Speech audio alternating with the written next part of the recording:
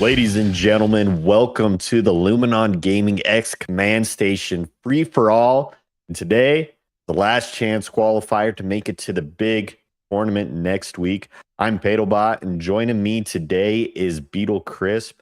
How you feeling, Beetle? I'm feeling good. FFAs are always super fun to watch because the craziest things happen in them. So I'm excited to see how this is going. I'm looking at the lobbies and there's a lot of heavy hitters on the list. So I think we're gonna see some nice gameplay. Yeah, a lot of people coming into this FFA looking to qualify, get those last minute points. And seeing from the weeks before, I mean, a lot of familiar names that are going to be strong hitters, especially this first lobby that we're going to be getting into is Lobby A. And looking at some of these names, we have Super CC, Milkshake, who's been competing in this and been winning a couple of those lobbies. Command Station, I mean, her name's on the poster, so we know she could do great in FFA. Tuco, Nuclear Blaze. I mean, there's just a lot of good players going into this first one. So I'm really excited to see how that goes. Yeah, it should be fun. So looking at the list, do you have like a favorite here that you think is gonna put up? Because I haven't really seen too many of these FFAs, and like my knee-jerk reaction is like, oh, Super CC, of course. Yeah, But I who mean, do you think is coming out like as one of the strong favorites? that ooh, that's a tricky one. I mean, Command Station, always somebody that I'm going to be looking forward to, and won it on land one time, so somebody you can never doubt. Milkshake Mhm. also has been somebody, but if I'm going to go with one, I think I'm going Command Station. But Command there's Station? so many, Okay. it's going to be a close. I could see that top four just being a battle and all those people bouncing back and forth to that. So if you're new here to the Luminon, I'm going to break down kind of how this FFA goes. So there's going to be 4 opening rounds here. That's going to determine essentially your seeding. So there's going to be points assigned to how you place in those rounds. So the higher you get, the more points you get.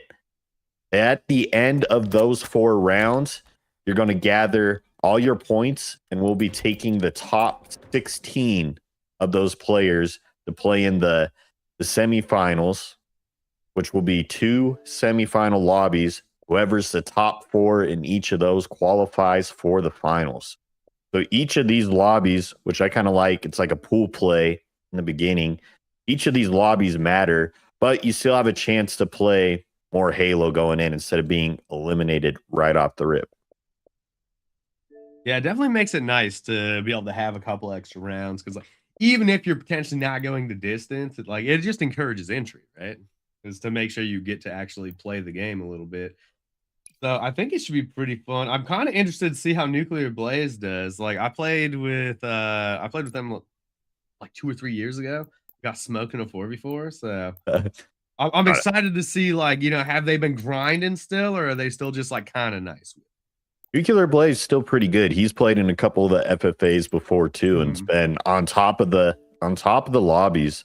That's why I think that first lobby is such a heavy hitter. I mean, Yeah, there's it's so many good crazy. names. I mean, that's why we got to bring that one on stream. That's the action because Yeah. there's going to be good. And a lot of people you can't doubt. And then even that second like Yeah, little Trusty tier just up there spot, right away. yeah, Trusty right up Watch out. top. Get him up. I mean, so a lot of different good names, but going into the FFA, also part of our format, we follow the HCS with the map. So Aquarius, you watched any HCS FFA, you'll be very familiar with Aquarius, and that's going to stick. I mean, it just works so good for free for all. Yeah, you can't hate on Aquarius. Yeah, no, it's a fun map. Like I think it might be well, I mean my favorite's Live Fire, but that's just because I'm a Live Fire guy. But Yeah. I think for FFA, Aquarius might be one of my favorite maps just because in like team stuff, it can be a little tricky the way that somebody can just like lock down a base with a BR or something, and you're like, okay, my fault for trying to move anywhere. I apologize. But in an FFA, you can kind of roam because you can't just hold an angle in FFA. Like somebody is going to spawn in the base behind you. Try that. So like it makes the map like actually exciting. There's so many nice things that you can slide off of to like really get that movement pumping. And I think that's what makes it so fun when you're trying to do it on the FFA. But also looking at Lobby C, how do you feel about a hoaxer? I don't think I've seen a hoaxer play too much recently, but I remember being a big fan of, I want to say it was in Halo 3. I think hoaxer goes way back. Yeah. Haven't seen much recently, but I expect good things. I think there's been a lot of good players coming into this Luminon free for all. So I'm sure at some point today we'll be watching Hoaxer as well, and we'll be able to answer in those questions. How's Hoaxer holding up these days, and how many years deep are we in Halo Infinite? Like, we're still going strong, but I'm excited. Still holding up for these players. Yeah, no, it should definitely be a good time seeing how they do it. Go ahead and try to pick my picks for who is going to make it to that finals lobby. I'm thinking what Command Station, Soup CC, Milkshake. That feels like a pretty safe bet. Yep. And then probably Trusty. I feel like Trusty's got the business. And then Carpal Hoaxer. And what's that? 5? Need a couple more. I'm gonna throw Nuclear Blaze in there just because I like kind of know. I think that's a fair Nuclear Wusa? Blaze is good. I've seen Wusa do some crazy stuff in 4s. How's Wusa's free pro? I haven't seen him in the Luminon. I'm sorry, I haven't seen him in the Luminon ones yet. I'm just Yeah, he plays there's in a the couple AB new like names. draft stuff. Okay. The AB stuff. So some newcomers in the Luminon FFA side as well. So I mean, that's kind of the thing with FFA. Sometimes there's those sneaky players you're not too sure about, and they sneak up on you and start doing really well. I mean, I know some of those lobbies you get in, you see those familiar names like Man Station or the ones that are super strong, Milkshake, Nuclear Blaze, and you almost have a bias when you're taking those fights with those people. You're like, okay, these are the good players in the lobby, so you got to watch it out, and people will either be targeting that, see where that is. So you got to bring it back. So sometimes you're coming up new in the FFA scene, you can catch some people by surprise. You've been playing a lot of 4s coming in, gunny hot. Might be doing well in this free for all. Yeah, I mean, my favorite thing to do if I'm gonna play in a competitive thing is turn the names off. I don't want to see a name and be like, oh no, I know this person's good night choke. It's like I'm out there turning it off. I'm not looking at their armor ahead of time. That's a fair point. Maybe I need to try that one. I can't be getting scared of the enemy players. Don't do it in 4s. In the free for all. Yeah, 4s is important. You got to call where they're spawning, but yeah, you got to say the player's name. Yeah. Yeah, I'll be like, oh, 2 shots on Tuco. Yep, on Tuco. I need to make sure Tuco's working back green, just hiding there, waiting for people, making it where he can't capture that point. We got to make sure he gets called out. Need those names. I love that we both instantly went to live fire. I said Keto, and you're like back green. I'm like, I mean, we're talking Halo Infinite. We're talking live fire. Like Aquarius is the FFA king, but live fire is just the Halo Infinite. Yeah, no, live fire goes crazy.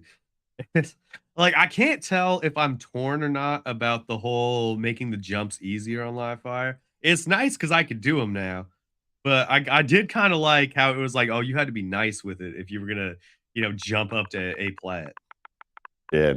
I still think that one, back tower, you get a little nervous on that, get some nerves going, the land nerves. I still can't hit that one. I mean, once the late jump thing is what kind of made it easy. So, like, if you're good at late jumping, then it's not too bad. You just have to remember to do it. Because it used to be like you had a couple of frames originally to do it. Now I'm like, you got like 30, 40 frames. You can get after it. Sure, the late jumping just adds a whole different mechanic. Something I still need to add to my bag. I'll do it occasionally, but like when I'm in a piv, I'm rarely thinking about the late jump on that side. I'm more of a sprint strafe kind of guy trying to get out of that. Ooh, we jumping into it. All right. Epic Rages takes it. Epic Rages. The bold picks coming in from our caster, but Epic Rages, man, he might have had 2 G fuels warming up for this one, just locked and loaded. It's gonna not miss a single shot going into this. So hey, Epic Rages, fight for that top 4. Yeah, gamer subs locked in with those. But loading into Aquarius here. Heat wave spawning bottom mid, camo on top, and it's going to be it right off the rip. Nuclear Blaze takes out Rock Eagle. Okay, Nuclear Blaze plays a lot of FFA. That was crazy. The spawn instant just knows. Gets the camo as well. Hey, no way you get out of this. Oh, okay. Literally all right. one shot. So my fault. I should have guessed Nuclear Blaze. I didn't realize it was going to be like this. Not in the lead yet, but in a great position. Oh, you know he jumped. Oh, you got spotted? That's tough. Milkshake, one of the other leaders in the FFA, is going to take out Nuclear Blaze, but something I've seen before from Nuclear, always loves grabbing that camo, and that's somebody you don't want to live with that. So Milkshake doing a good job taking out the camo early. Tuco gets the body shot onto command station, taking her out. Sitting here with 2 kills, waiting for Fridge, trying to get shields back, but Super CC says not so fast, takes out Tuco on the other side. Command station fighting for that second place. Nuclear Blaze, though, who we were on top at first. Yeah, dude, the patience from Super CC, just like waiting in the right under the ledge is so nice. But we are seeing Milkshake pulling up. Isn't going to be able to get it as the cross shots come through. We're on Usa, who gets thrusted down by Super CC. Epic Rage is my pick for the win. Not going to land the clamber as he's pushing over into the yellow util. And we are swapping on board with Rock Eagle FPS. Man, to reload, that's tough. That's one of the worst feelings right there. The reticle's lined up, and then you run out of bullets. You're like, oh, I should have reloaded. Still going on. Milkshake here, pushing up that P2 side, but bunch of people waiting for that one. The action is Tuco seeing if there's any place to clean up, and does find command station half shield. Now getting the reload, taking a little bit of time to warm up, but we're starting to see the front of the pack pull away here a little bit. Nuclear Blaze still in the lead at 10 kills, but command station close to follow here at 9. Don't count out Super CC 8 in that 3rd place spot. Moving forward as we're early on into this free-for-all lobby. Rock Eagle forced it back down into this blue util side, brought to one shot. Command station with the patience reads that play perfectly, and Rock Eagle taken out. I was like a book with pop-up pictures. Command station was honest. We are seeing Tuco kind of trap P1, trying to get those nades. Oh, no way. Nuclear Blaze didn't see him. That's tough, but I don't think he saw the person behind him.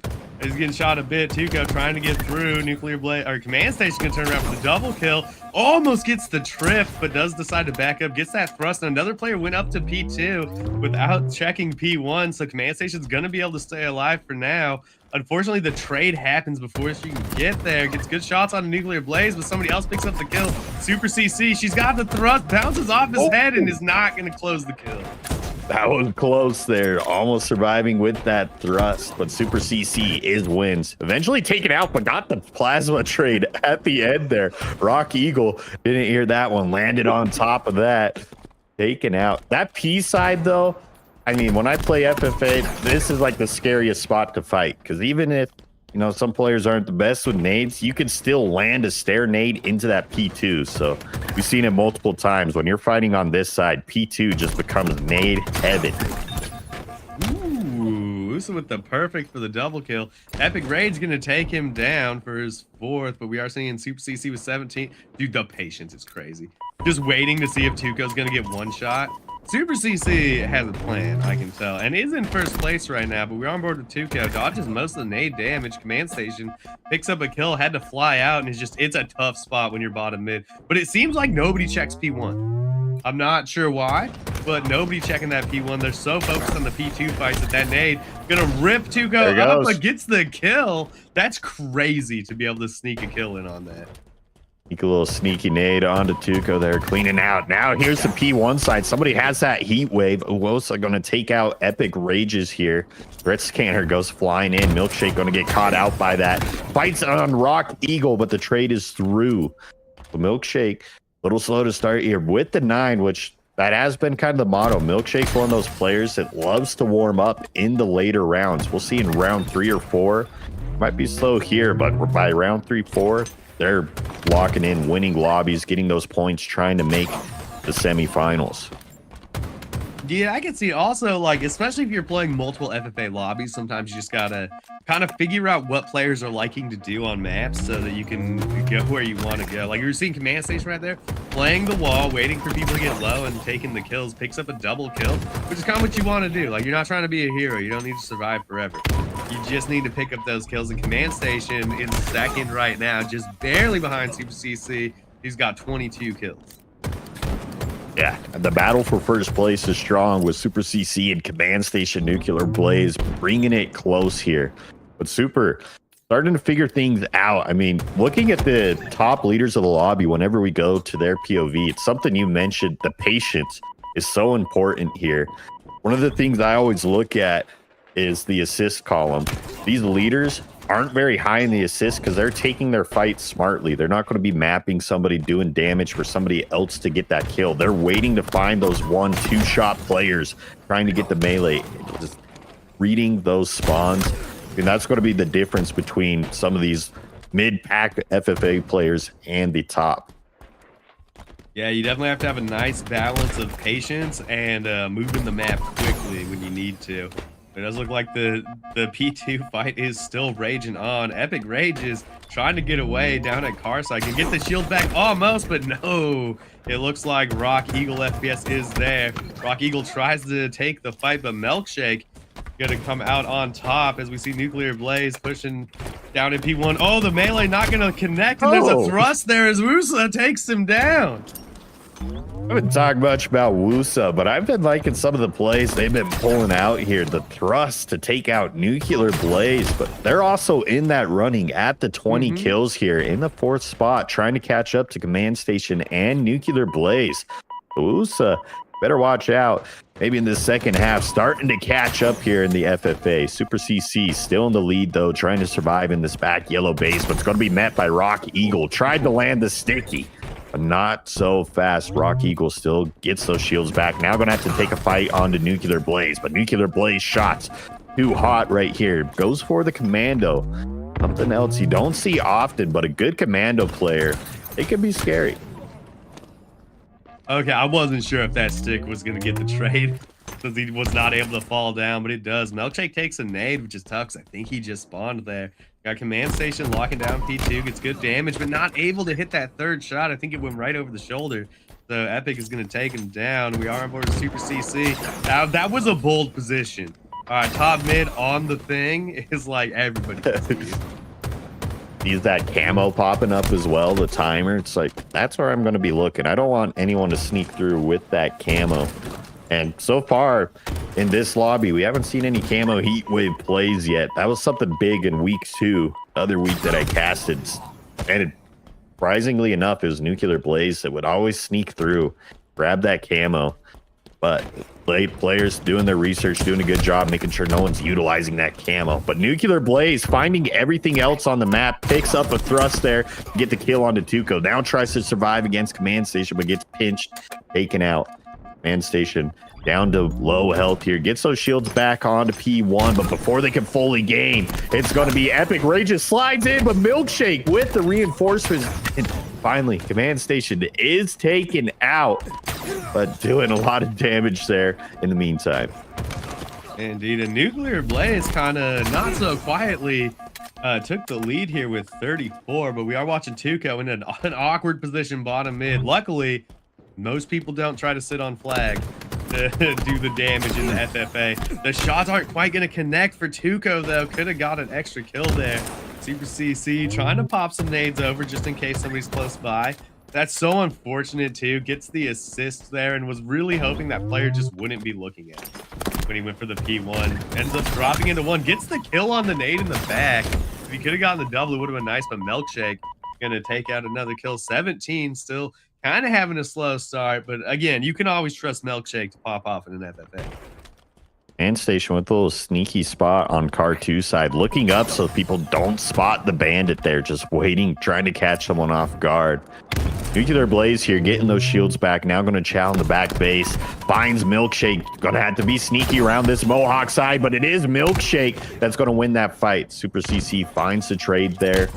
Trades are going to be big there, but if you give that to Super CC, it's going to be scary. Now 3 kills in the lead. Nuclear Blaze makes that 2, going to 37 kills. We're just passing the 5-minute mark here. Players going to slowly trying to capitalize on this one. Who will it be in first place? I mean, it's kind of looking like Super CC. Nuclear Blaze is keeping it close, though, as he picks up the perfect. I'm more interested in who's going to be in the top 4 right now, because the race is it's getting a little close. Command Station and Wusa are looking kind of locked in, but they got to watch out because Tuco's not too far behind. And being in the top 4 in the early rounds of FFA is usually kind of important. Tuco almost gets away with it, but Wusa says no, his Epic Rage comes in with the meat wave. Wave doing the work in there, making colors fly on that side.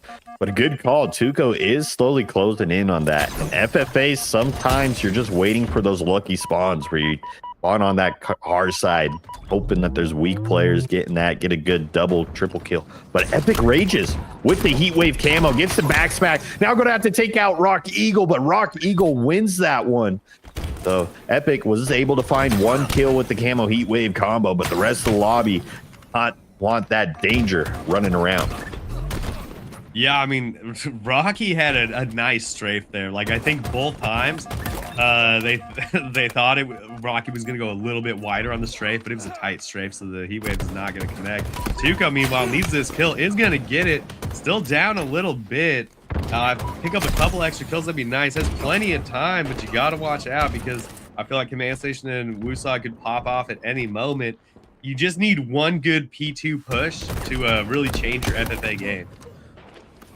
Trade still happening on the P2 side, the melee grinder, but Nuclear Blaze with 2 well-placed grenades, once again taking out 2 one-shots on that side. Now pushing pace into the fridge, but it's going to find the shots from Super CC, slowing down. Command Station ends up getting taken out as well.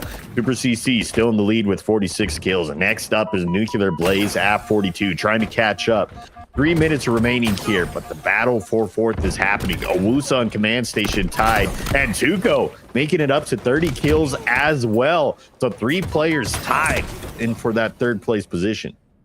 It looks like Command Station's trying to pull away a bit, but does get taken out. Tuco on P side catches somebody sprinting, gets the melee for free behind the Heat Wave. Oh, not quite get it. That would have been a huge play out of Tuco, but as it stands, Tuco is in 2nd, tied with Command Station, and I think those 2 are kind of the players to watch.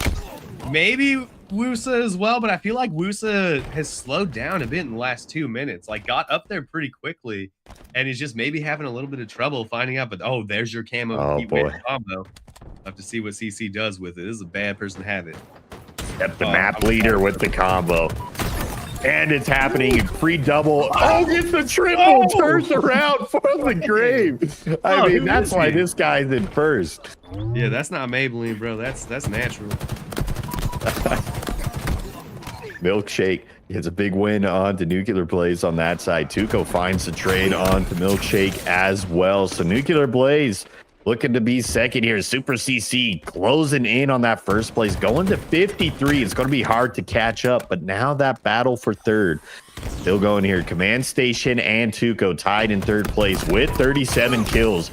Looking for that side. Like we mentioned before, every placement matters in this because you want to grab as many points as you can to get to those semifinals. So the difference between 3rd and 4th is very big. So Command Station and Tuco, a close battle here with a little over a minute remaining. Also, Milkshake has quietly started to turn it up. 32 kills, potentially in the running.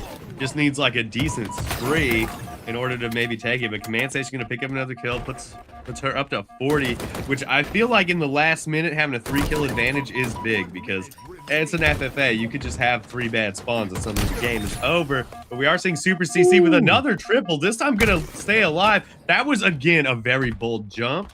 I'm going to assume it was because nades could be coming up the stairs. Yeah. Very familiar with the nades on that side. Command Station up at 41. Tuco here tying to that 40, trying to tie it up. Milkshake gets the trade with the maid here. And if they're not I mean, Nuclear Blaze, only 30 seconds remain. Looking at second place, Command Station, though, is trying to catch up, but will there be enough time on the clock? Nuclear Blaze, not going to let that happen. I think that, like, if I'm potentially making a top 2 run right now with this amount of time, I'm probably sitting bottom mid and just hoping that I can pick people that are like P2 and car 3 getting low. I think that's like the safest way. But we only have 4 seconds left. Command Station's going to go down. Has that 43 right ahead of Tuco. And it is going to end with Command Station locking in that 3rd place spot. Tuco in 4th. But CC was having a crazy game with the 61. I mean, a little bit of a slow start there. Other players taking that lead. But then Super CC found the heat of the sticks there and started to catch up on that side. I mean, passing that 60 kill margin too. Been a couple times in this Luminon one, people passing that, but look at that 61 and 41 deaths. 26.0 KDA. You know, just living his best life.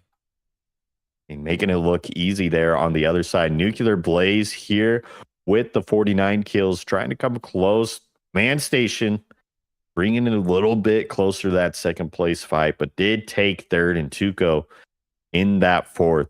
So no ties here through that one to determine everyone, as you see on the leaderboard, is the placement they get in this round 1 lobby. Gotcha. And so when it comes to the placement, right? Like what are the points for overall looking like if you got like 1st compared to 5th? So 1st place will be 10 points. 2nd place then goes down to 8. 3rd is 7 points. 4th is 6. And then 5th is 4, 6th is 3, 7th is 2, and 8th is 1.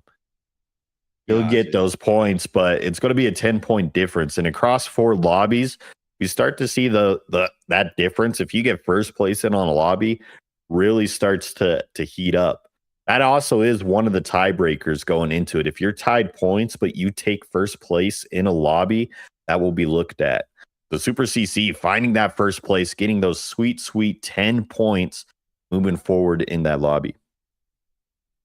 See, looking at the damage here, I'm like, you know what? Nuclear Blaze just has a good plan. Because that's just not, like, it's not standing out as much as some of the other. It's only 1,000 damage difference from a couple of the other players, but still, being able to get that many kills is like Nuclear Blaze had the spots that they wanted and was making it work. I'm wondering what lobby we're gonna see next, because like that was I'm a little disappointed that I guessed the wrong person. Wait, who did I even get? You guessed Epic Rage. I guessed Epic. Yeah, my fault. He'll get it next time, though. I trust. I mean, these lobbies are randomized, so sometimes, like, this 1st lobby was stacked. I mean, there's multiple players in here that have gone that 1st place lobby win. I mean, Super CC, we expect. Nuclear Blaze has won FFA lobbies. Milkshake has won them. I mean, there were so many players in here, and with it being a random lobby, that is some of the risks that you run. You might get a 1st stacked lobby. So moving into the 2nd lobby, that will get randomized. So we're going to let the team get that lobby set back, and we're going to head to a quick break on stream. But when we come back, we'll be having more FFA action in that round 2 lobby.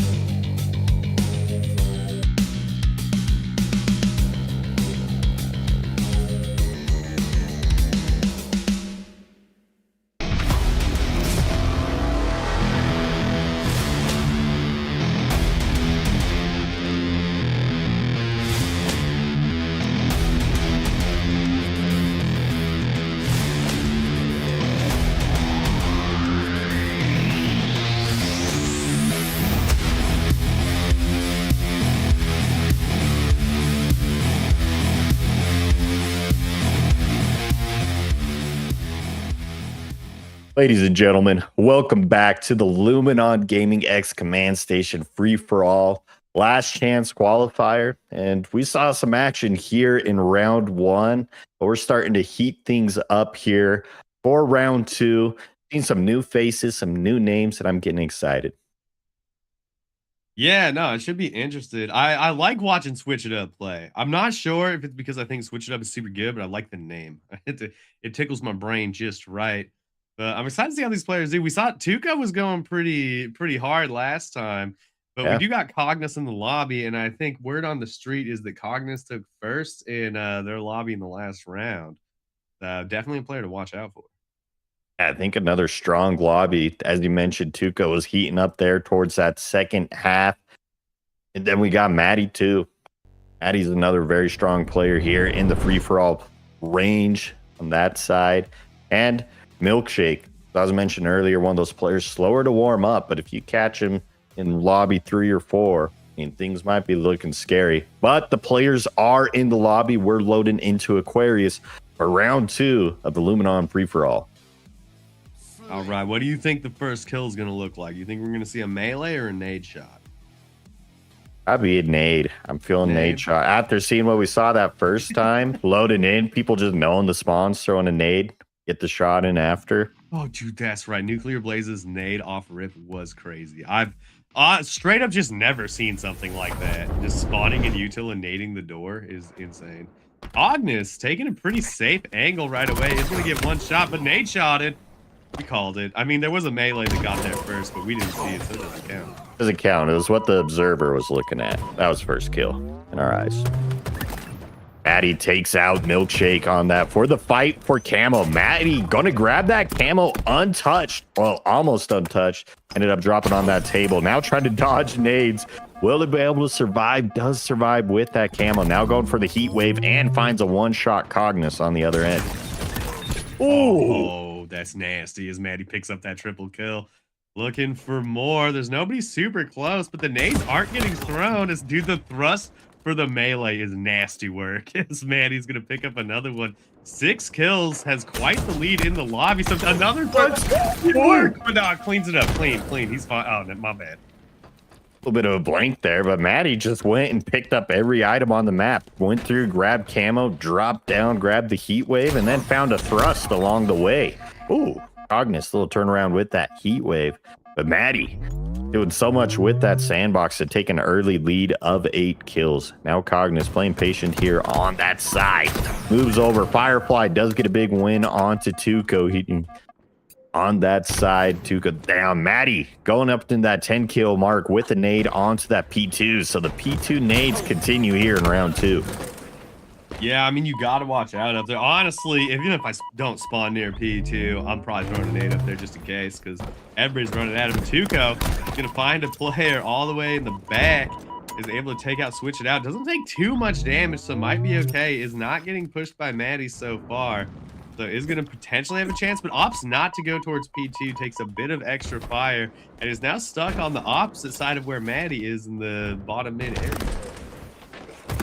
Battle for second place heating up. Maddie had a strong lead, but then there were players at 6 before the Cognis double kill going to 8. But 3 players on 6 kills right now here. Firefly, Milkshake, and Switch It Up. We'll Switch It Up just moved to 7, trying to catch up to Cognis here. Maddie still with that strong first place lead and with 11 kills. Epic. It's taken out with the well-placed nade trying to jump up on that side. The battle for that camo spawning up soon is happening.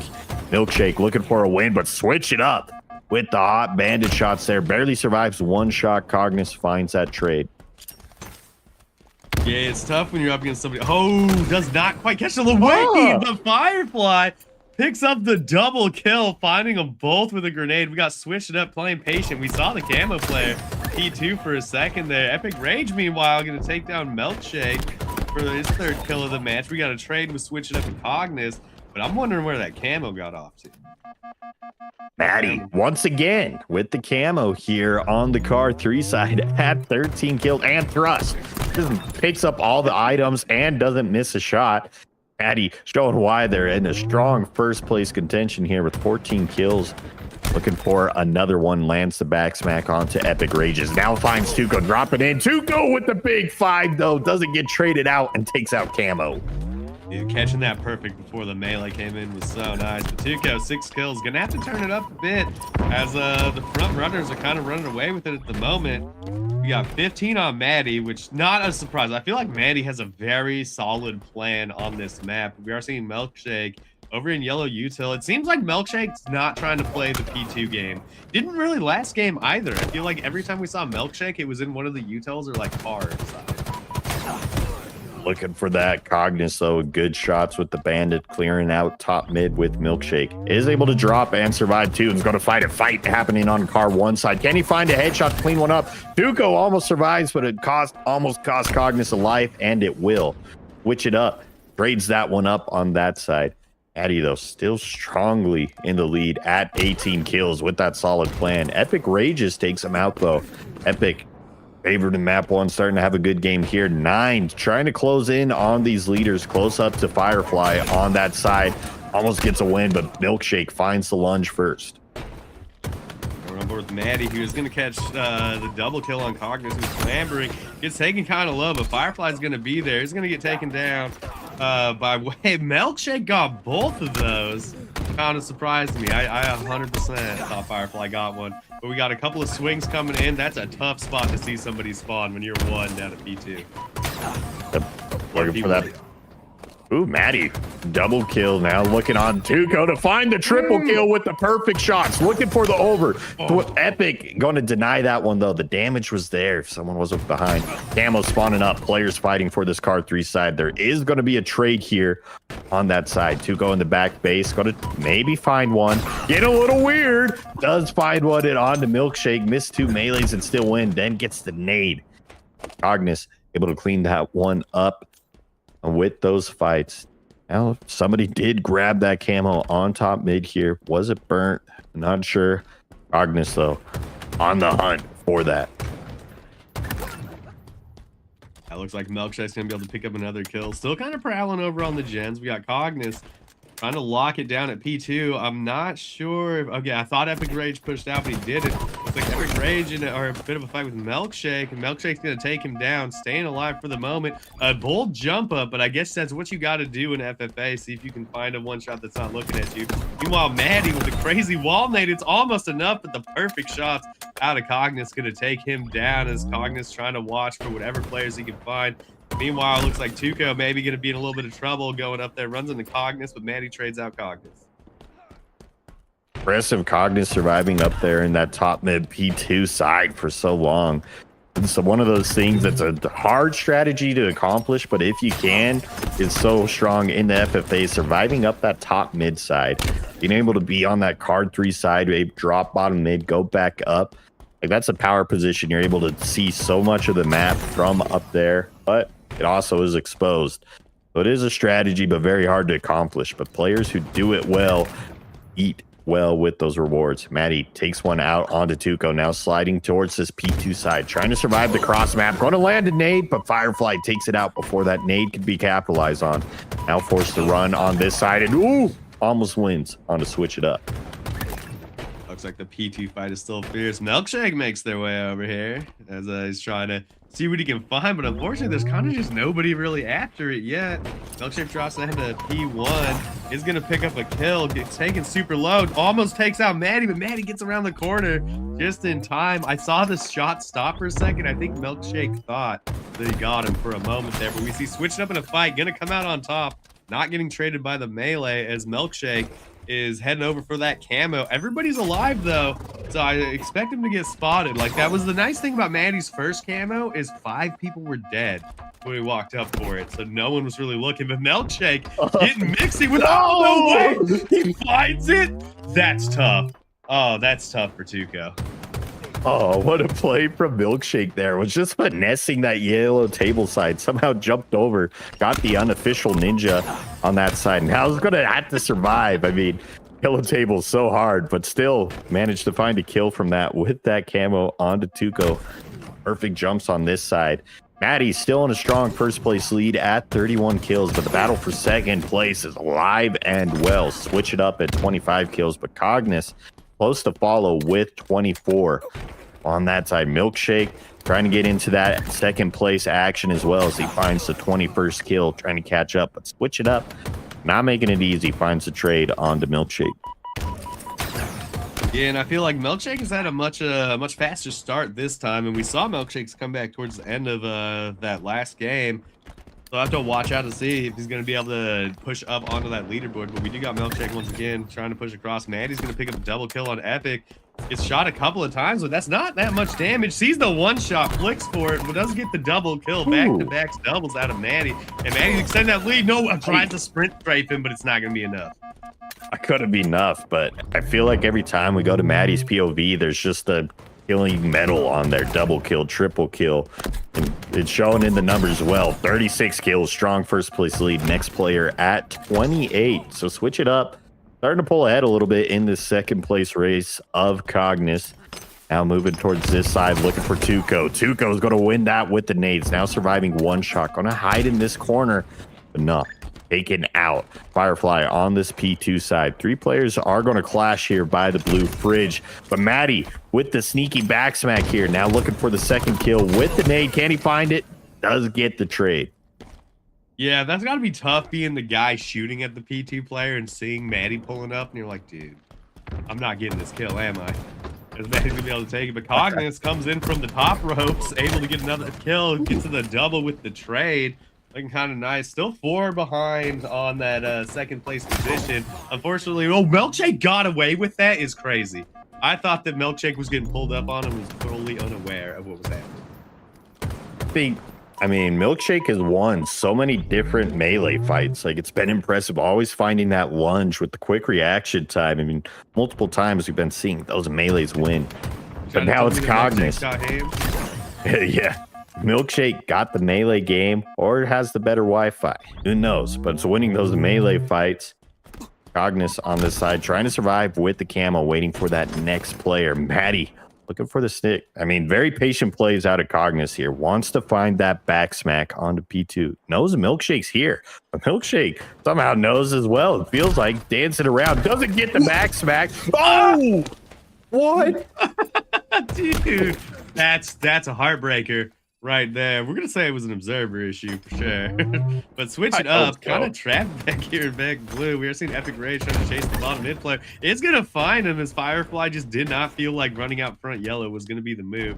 We got Tuco, P2 right now, looking for players. But, like, it seems like the P2 situation has shifted a bit as a lot less players are showing up here, which is kind of making you more exposed when you go over because you're just looking around until somebody sneaks up on you. Tuco, meanwhile, eating a couple grenades. It looks like Milkshake took a bit more damage than he wanted to. Tuco's going to pick up the kill and switch it up, which I feel like Milkshake thought was a lock for sure, as Tuco and Cognis going to trade out.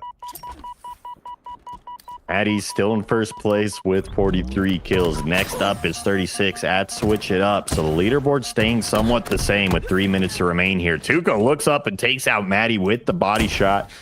Good look now, Milkshake with the thrust, uses the last one to try and hunt down Tuco. Gets him one shot, but now going to have to find a full shield Firefly. Firefly takes that one out, now hiding bottom mid. Had to do a little bit of a redirect, but Tuco not going to fall for that one.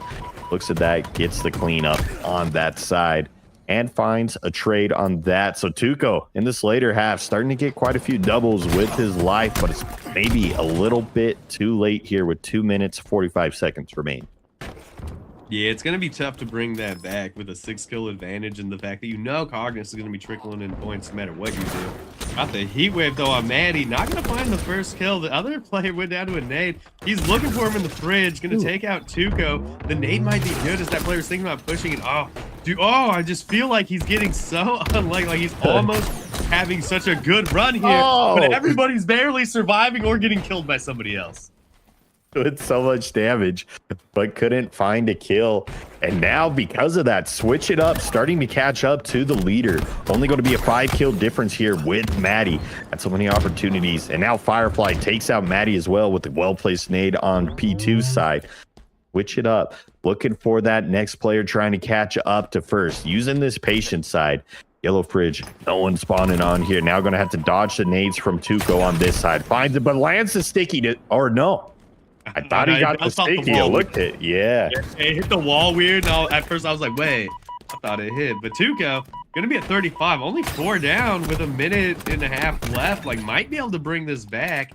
As switching up and Cognis kind of slowed down a little bit in these final moments. Firefly gonna pick up Milkshake and somehow get out from the 2 nades, but is definitely spotted as it looks like Maddie's gonna pick up that kill 47. I think Maddie's in a pretty solid spot right now.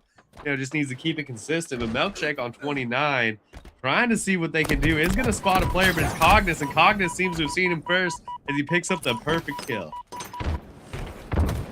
Looking for that epic rages now on this side, trying to find one, but it's going to be taken out by Firefly on the other side. The player in Fridge ends up getting taken out by a nade as well. Milkshake finds switch it up on a 1-shot, drops down, is able to get the headshot. Now trying to land damage, but Tuco finds a double kill here, trying to catch up to switch it up in Cognis, but that kill is going to be stolen from him. Maddie just sliding in, doesn't even want to take a gunfight, just says, here, eat this sticky. And you got to do what you got to do. We got 40 seconds left. We're on Milkshake back in the util. I'm telling you, like, we interview Milkshake and we ask, what's your favorite spot? It's util. We're seeing Maddie pushing up, about to get that 50. Oh, what? It's the remote detonation. Did he shoot it out the air? Out of his hand? I think he shot it out the air, brother. That was crazy. Did we get a theater? I'm so curious what just happened. We got 16 seconds left. Maddie fighting for his life. He has his 50 kill mark as Firefly's going to go down in the corner. More fights happening. The back snag is in. Milkshake taken low, but is going to come out on top with the 5 seconds left. And I think we have a tie coming up. Oh, that was epic. So, yeah, it's going to be a tie on this side, but I believe Des becomes before assist. Looking at that on the parchment, leave it as switch it up. It's going to be taking that second place and those 8 points. We'll check the leaderboard here as it pulls up. An official call, but Maddie, it was nade out the air. Ooh. Wow! Oh, I thought it was the nade that got thrown. That's crazy.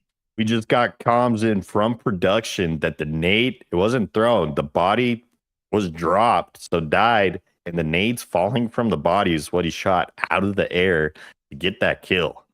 So, Are you telling me that you've seen it all in 2026 Halo? Nah. But we shooting nades off the body that's dropping. Yeah, as they're falling to get the damage on 2 players. I'm starting to think Maddie might just be different, bro. Might be different. I mean, if you're looking at those nades, I mean, imagine he even saw that. I'm sure he felt the same amount of surprise, but no, we're 100%. We're all in on Maddie coin right now. And Maddie I believe did that it on purpose for sure. Maybe if he wins this all and we get him in for an interview, we'll ask him about that one, because right now, looking like a strong contender for first place with that, going to 50 kills. But there was a tie in second, but the patient plays from Cognis. So it's going to give him that second place victory with only 33 deaths, the least amount of deaths in the lobby. And that ended up paying off to get those 8 points, switch it up, taking our 3rd place and Tuco in 4th. So we've seen 2 lobbies now. Let's say you're spawning into the next one, Beetle. What's going to be your strategy to try and take a win in one of these lobbies? I'm chilling Fridge. I'm not trying to go up to P2. I'm just hanging out in Fridge. I'm listening to hear if somebody's running up, and I'm kind of watching that like Fridge staircase into one of the bases for when people poke out. That would be my plan to try to steal some kills. If I'm behind, I'm all in on P2. You want to join the melee fight, Nate Fest? Yeah, no, I'm throwing both, brother. You might as well take the gamble. I mean, you're down behind. We're going to start UFCing up in the octagon of P2. But don't go anywhere. We're going to be heading to a quick break as we set up the next lobby. And who knows? Maybe you'll see Beetle spawning in for UFC. Round 3, I mean. Round 3 of the lobby. So don't go anywhere. We're going to the break.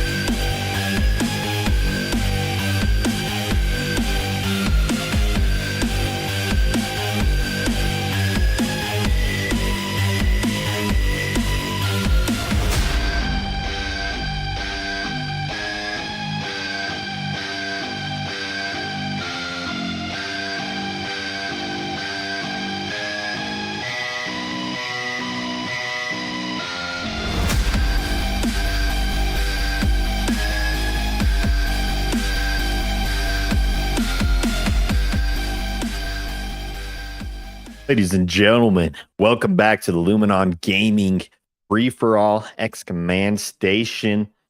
We're here for round 3. I'm excited to bring you this lobby. Going to be a good one here. In Lobby B, switch it up. Patty, Command Station, Revan, Silva Fox. Haven't seen Silva Fox yet. Cognis and Firefly. Oh no, on Silva Fox. I'm super excited to see in week 2. Was on the cusp of making the semifinals, right on the edge, but was able to sneak through and grab that one. Since then, has been doing well in the points category, trying to get that last-minute qualify for the final tournament next week. So Silva Fox, a player to look out for. Do you think Silver Fox has the name because you say it's Silver Fox? It's Silva Fox, I would hope so. Ooh, Raven pulling up quick, but is going to get blindsided by a player, I'm assuming, on the P side. As we're seeing Cognis go for that camo right away. Sees Mad, he tries to back out. Is going to get the heat wave and kind of get away with it. It's just so hard to focus on it, right? Like, you want to shoot the guy, but it's not worth it because you're going to be exposed. And is now pulling up into a 3-person fight. Is going to get the first kill. Oh, thrust through. Is going to get the second. That got a little dangerous, but going to get out alive for now. 2 kills to Cognis's name. Just hanging out in the spot that I was saying I want to hang out in. Although, if I don't have camo, I'm behind it. It's likely that the second heat wave comes through. Oh, hits the wall, but it's going to get there. It's getting there. That's the name of Cognis's game right now. Might be a little sketchy, but it still gets there. It's still happening. Tied for second place here. Still has that camo. Doesn't get the lunge. Silva tries to turn. Gets the second. Once again, a little sketchy, but he still got there. Oh, man. Dude, that awkward melee and the second guy sees him is like, wait, there's another person here. Was nuts. We're going to see Command Station picking up the kill on Cognis off spawn. So not going to be able to follow up that killing spree. Command Station dropping down, finds another play bottom mid, hits the headshot on Maddie. Going to find Raven, but the shots are too good as there was other shots coming in from the back, I'm pretty sure. Raven throwing some safety nades, trying to stay alive here in back yellow, and gets pulled up on right as we shift away. But we are going to see Maddie picking up the kill. As the 6 has already taken the lead, which isn't a surprise. Maddie seems to be pretty nasty at this FFA business. This one's been a much closer lobby, at least for the opening, even with camo heatwave combo going off. A lot of players in that 6-kill category, and 2 more in the 5-kill. Make that 1 more because Cognis just passed into 6 as well. So 4-way tie for first place here. Revan finds one here to enter that 6-kill mark. So now 5 players in 6 kills tied for first place. Who's going to be the first to break out? It's switch it up. Bishop did go down right away. We got Cognis with the 7. Finds Command Station crossing mid. Going to tear you down. The nade not quite connecting. Gets the melee. Gets the second one for free. Didn't actually trade too much damage. No way. Almost hits the sprint save for the triple. Can't quite find it. Looking for the player to drop on him. It's not going to be there as... Oh, going to find more in the bottom. Takes down another one in Cognis. Having kind of the run of a lifetime right now. But just at the last second, catches the courtesy stick. Because they were looking away. That's going to be Command Station's camo. Wow, that's tough. Just about. Gets taken out, but Cognis, king of the P side over there, got so many kills and was just somehow surviving. Dropping down to P1, go up to P2, find a one-shot, drop back down. Great strategies there to go tie for first place with switch it up. Well, switch it up, take it, but at 11. Cognis close to the follow, though, with the 12. The race happening, starting to see a little bit of separation here. Is the next for second is that 8 kills, make that 9. Cognis gets taken out. Revan trying to come close, turns around and gets a stick onto Maddie as well. The stickies in this lobby have been great to watch. I mean, a lot of turnaround, a lot of quicks to get those trades. Yeah, no, people do be stacking it up with those. The nade comes through Command Station, not going to land. Sees Raven, though, and is almost going to get the kill, but no, Raven with a nice shot takes it out. As Switched Up was able to find that kill. We're seeing a couple more players go down. We're on Firefly right now, trying to make a move towards P side. And I feel like it's tough. He's not going for it. I respect it. When you don't see someone, you're like, I know they're going to spawn, but runs into the heat wave. He's going to get taken down by Maddie. Maddie with the heat wave. Doing so much with that sandbox here.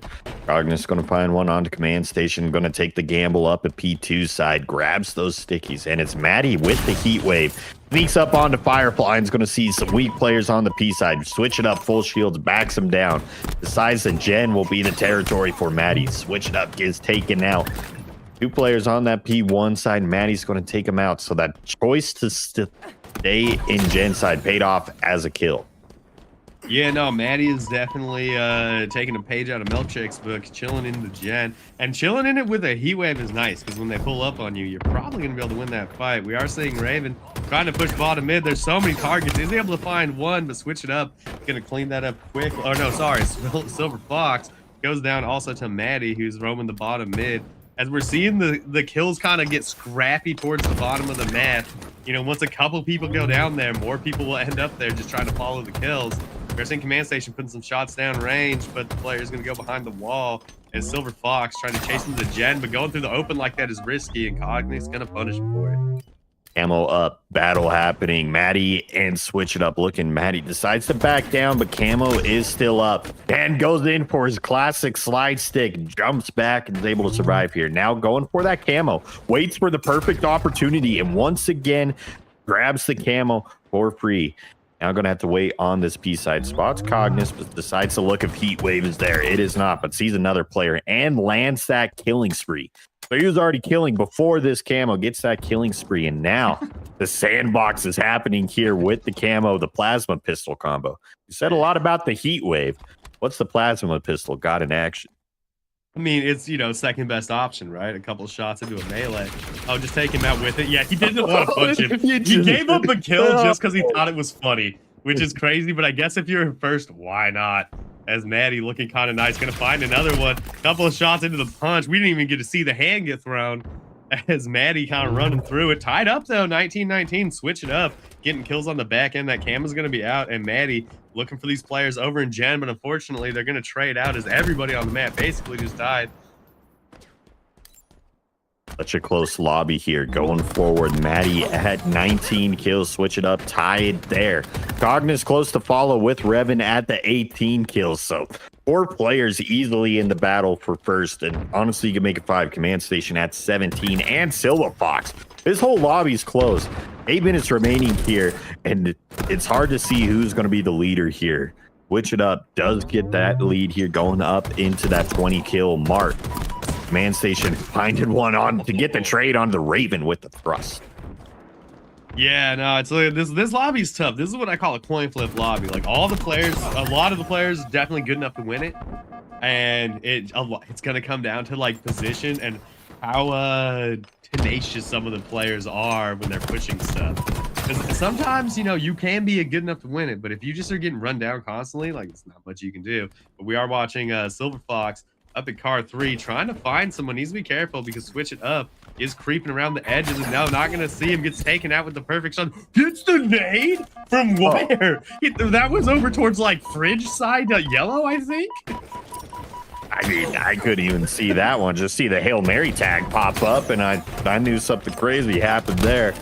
Hugging that Command Station lands a good nade on to Silver Fox. Cognis finds one as well. So switch it up. Starting to take a strong lead here of 3 at 26. So stay strong in this lobby so far. 3 kills is strong going in. Now moving towards that 2 side. Addy slowed down a little bit in this second half of the free-for-all, just waiting for that next opportunity. Spots Raven, misses the first couple shots. Raven turns around and gets a trade onto Maddie. Camo is up. Switch it up, trying to get in position here for the lead and the Camo. Going to grab that. They don't see him P2 side. Gets the Camo for free. He's going to find 2 1-shots. Can he survive? The other one was taken out. Does survive with this Camo. Find Silver Fox. Not going to expect it. Gets a melee there and is going to land the shot before melee hits. So dominating this P2 side with Camo. Ooh, tried to time the kills just right. The shot's coming in. Okay, so that's what I'm talking about. People being tenacious. Firefly was not letting Camo go. Started getting shot in the back and was like, doesn't matter. Camo needs to die. As we're seeing Maddie going down, Cognis 23, kind of in a rough spot, bottom mid. Like it can be okay, but every once in a while there's just some players top map that are going to see you. Cognis trying to get off the bottom, but isn't able to get up. His Command Station's already there. Command Station flies in for the double kill melee. Maddie was not ready for it. His Command Station now locking down the blue util, and I think we're seeing a lot more util play this game. I think some of the players, especially with how sweaty this lobby is, are like, maybe we don't just grind at P2. I'll take the gamble, trust the gun skill on that car side of the close range engagements. That's what Command Station is doing. And Command Station has found the lead on to switch it up. Now tied after that melee kill, but Command Station keeping it close. Now on this bottom side, it's the Heat Wave combo here. Now looking for the next target. Meets Cognis, gets the Heat Wave melee. Gonna have to back down here. Gonna try and get some sneaky shots onto Raven. Does find the double kill. Now looking for the triple onto Firefly. Firefly wisely backs up. Not gonna give any free kills there. While that was all happening, Command Station on a tear. Switch it up, keeping it close as well. He find the trade. So it's still a tie for first place. Yeah, and I mean, Command Station switching up are really pulling away with it. Raven's gonna pick up one with the assassination. Can't find the second. The Heat Wave is here, but it's not going to be enough for the full kill. Going to have to settle for a trade as we're looking at Maddie back yellow. Trying to push over towards the fridge. Going to find a couple people fighting. Picks up one kill. Maybe didn't see the second player. I feel like he gave that up a little bit. A little bit. Must have not seen it. Hopefully low FFA or something. Didn't see that one. Silver Fox here trying to compete for that third place at 23 kills. Looking in for the third place at the 28-28 mark. Still very tight here with a little under 5 minutes to go. Trade's going through. Raven finds a nade onto Cognis. Now trying to gain control of the high ground here on car 3 side. Had a 50-50 chance it went the other side of the spawners on that, but still lands one onto Cognis as well. Raven not fully out of this one yet. Might be down by 8, but still a good amount of time here to work with. Command Station in the lead at 38 kills. Gets traded out on that side. Even on the spawn, looking for this P2. Gonna have to dodge a nade and a thrust, but that kill gets stolen from him. Yeah, it's like you gotta be really attentive to the kill feed here, because when you see people go around the corner and you're not sure if it was a trade or not, look for the double melees in the feed. But Command Station gonna drop the bows from up top. Is going to get taken down as we're seeing Firefly. Going to need a big push here to bounce back with only about 4 minutes left, as Maddie locking it down again over in util side. Tries to get some shots on Command Station cross map. Isn't going to be able to find it. Kind of helps with the kills. Cognis picks up the double kill from the blue util and is now seeing if anybody comes through the door. Going to find Firefly. Firefly was ready for it though, and they are going to end up trading out with the headshots. 1 kill for Command Station. Command Station trying to lock it down, and first has 2 kills towards the end of the game. This could be big, especially if she can pick up 1 more before going down. Starting to finally see that division of the first place. It is Command Station and switch it up in that battle. Next player close is at 33. With 3 minutes remaining, it's looking like first place will either go to Command Station or switch it up. That is where the race will be. Command Station at 42 kills. Looking for one on the blue fridge. Finds a nade on that side. Gets another one. Finds the one shot. Command Station with that now forced to survive. Going to be in a very sticky situation. Ends up sliding out to get a melee. But Raven too quick on the feet. Not going to let that one happen. Finds the kills on that side. Command Station still in first place here. Up by 2 from Switch It Up. Camo going to be spawning up here soon. Command Station has the eyes on him. First going to clear this car 3 side and P side. Going to wait for some kills, but it's going to get caught out. Is 3 players jump up on car 3 side. Cognis with the threat sensor trying to trade that one out. The race for Camo continues. Now Switch It Up. Tied in the lead. Going to be looking for an opportunity at this Camo as well on top mid. It's the information that there's players on this car side forced to drop down and wait for damage to happen. Addy finds one. Command Station gets to trade that. So on this Camo side, it's more become bait. People know how dangerous it is. Yeah, I mean, pretty much everybody's kind of looking for it right now. I think whoever's alive on car 3 when like 4 people are dead is going to be the one to get it. We're seeing more shots come through. Switch It Up takes a risky chow to pick up another kill. Looks like Cognis going for the camo, perhaps throws the nade in, has the camo, but brought it over to P2. That could be a nice little boon for whoever ends up finding it. Looks like it won't be Switch It Up because did not see it on the ground. And Switch It Up going to get the thrust instead. And I assume the other P2 player probably found it. We found that one. Command Station in the lead with 47. Switch It Up at 45. Closing in. A little over a minute left in this game. Command Station's patient, sees the lead, waiting for a spawner, waiting to hear the shots from the map.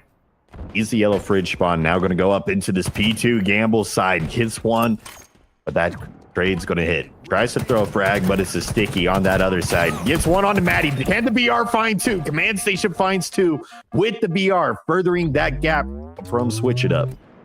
Yeah, that's a huge pickup to put a 4-point lead in the last minute. That's going to be tough. Switch It Up is going to have to make something happen, but no, gets taken out immediately. It looks like Raven, I think we had camo for a second there. So I guess we figured out who found it, but it's prowling around in the util, looking to see what they can find. Gets past the nade from Firefly, gets the melee without the trade, which is pretty nice. Going to bump him up to 40, which puts him in 3rd place, I believe. As we are seeing Command Station picks up another kill, still maintaining that 4-kill lead with just 15 seconds to go.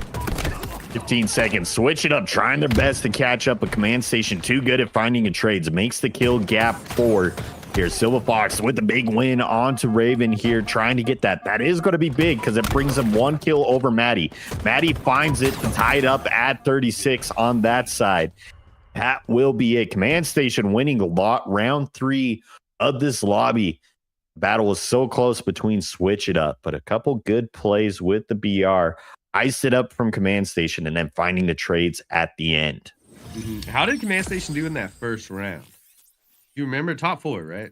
Top 4, yeah. Remember what position? There was definitely a battle. I don't remember the exact one. I'd have to go back and look, but I know it was close. Picking up that win, I think probably locks Command Station in though for the like qualifying rounds coming up. Yeah, I would definitely say so. If you win one of these lobbies, I mean, it's looking pretty good. Getting those 10 points and then having that win tiebreaker in your advantage, I mean, you would have to be doing pretty hard in your other ones for those 10 points not to matter. So the win's looking big here.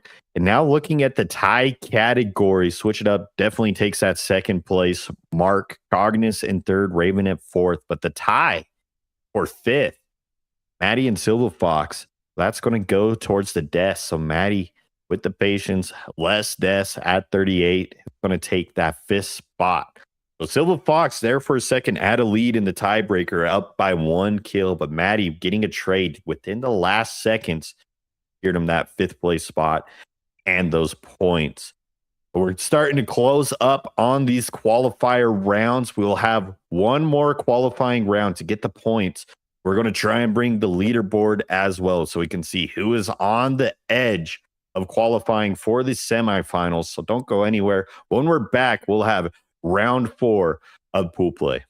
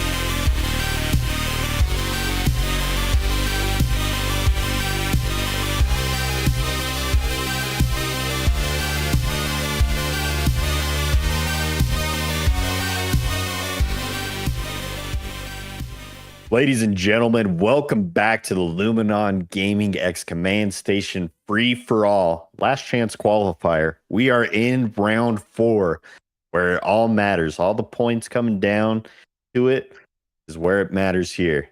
You get your last bit of points, and then you can get into that semifinals. I'm excited to see what's going on here. Once again, joined by Beetle Crisp. I'm Pato Bot.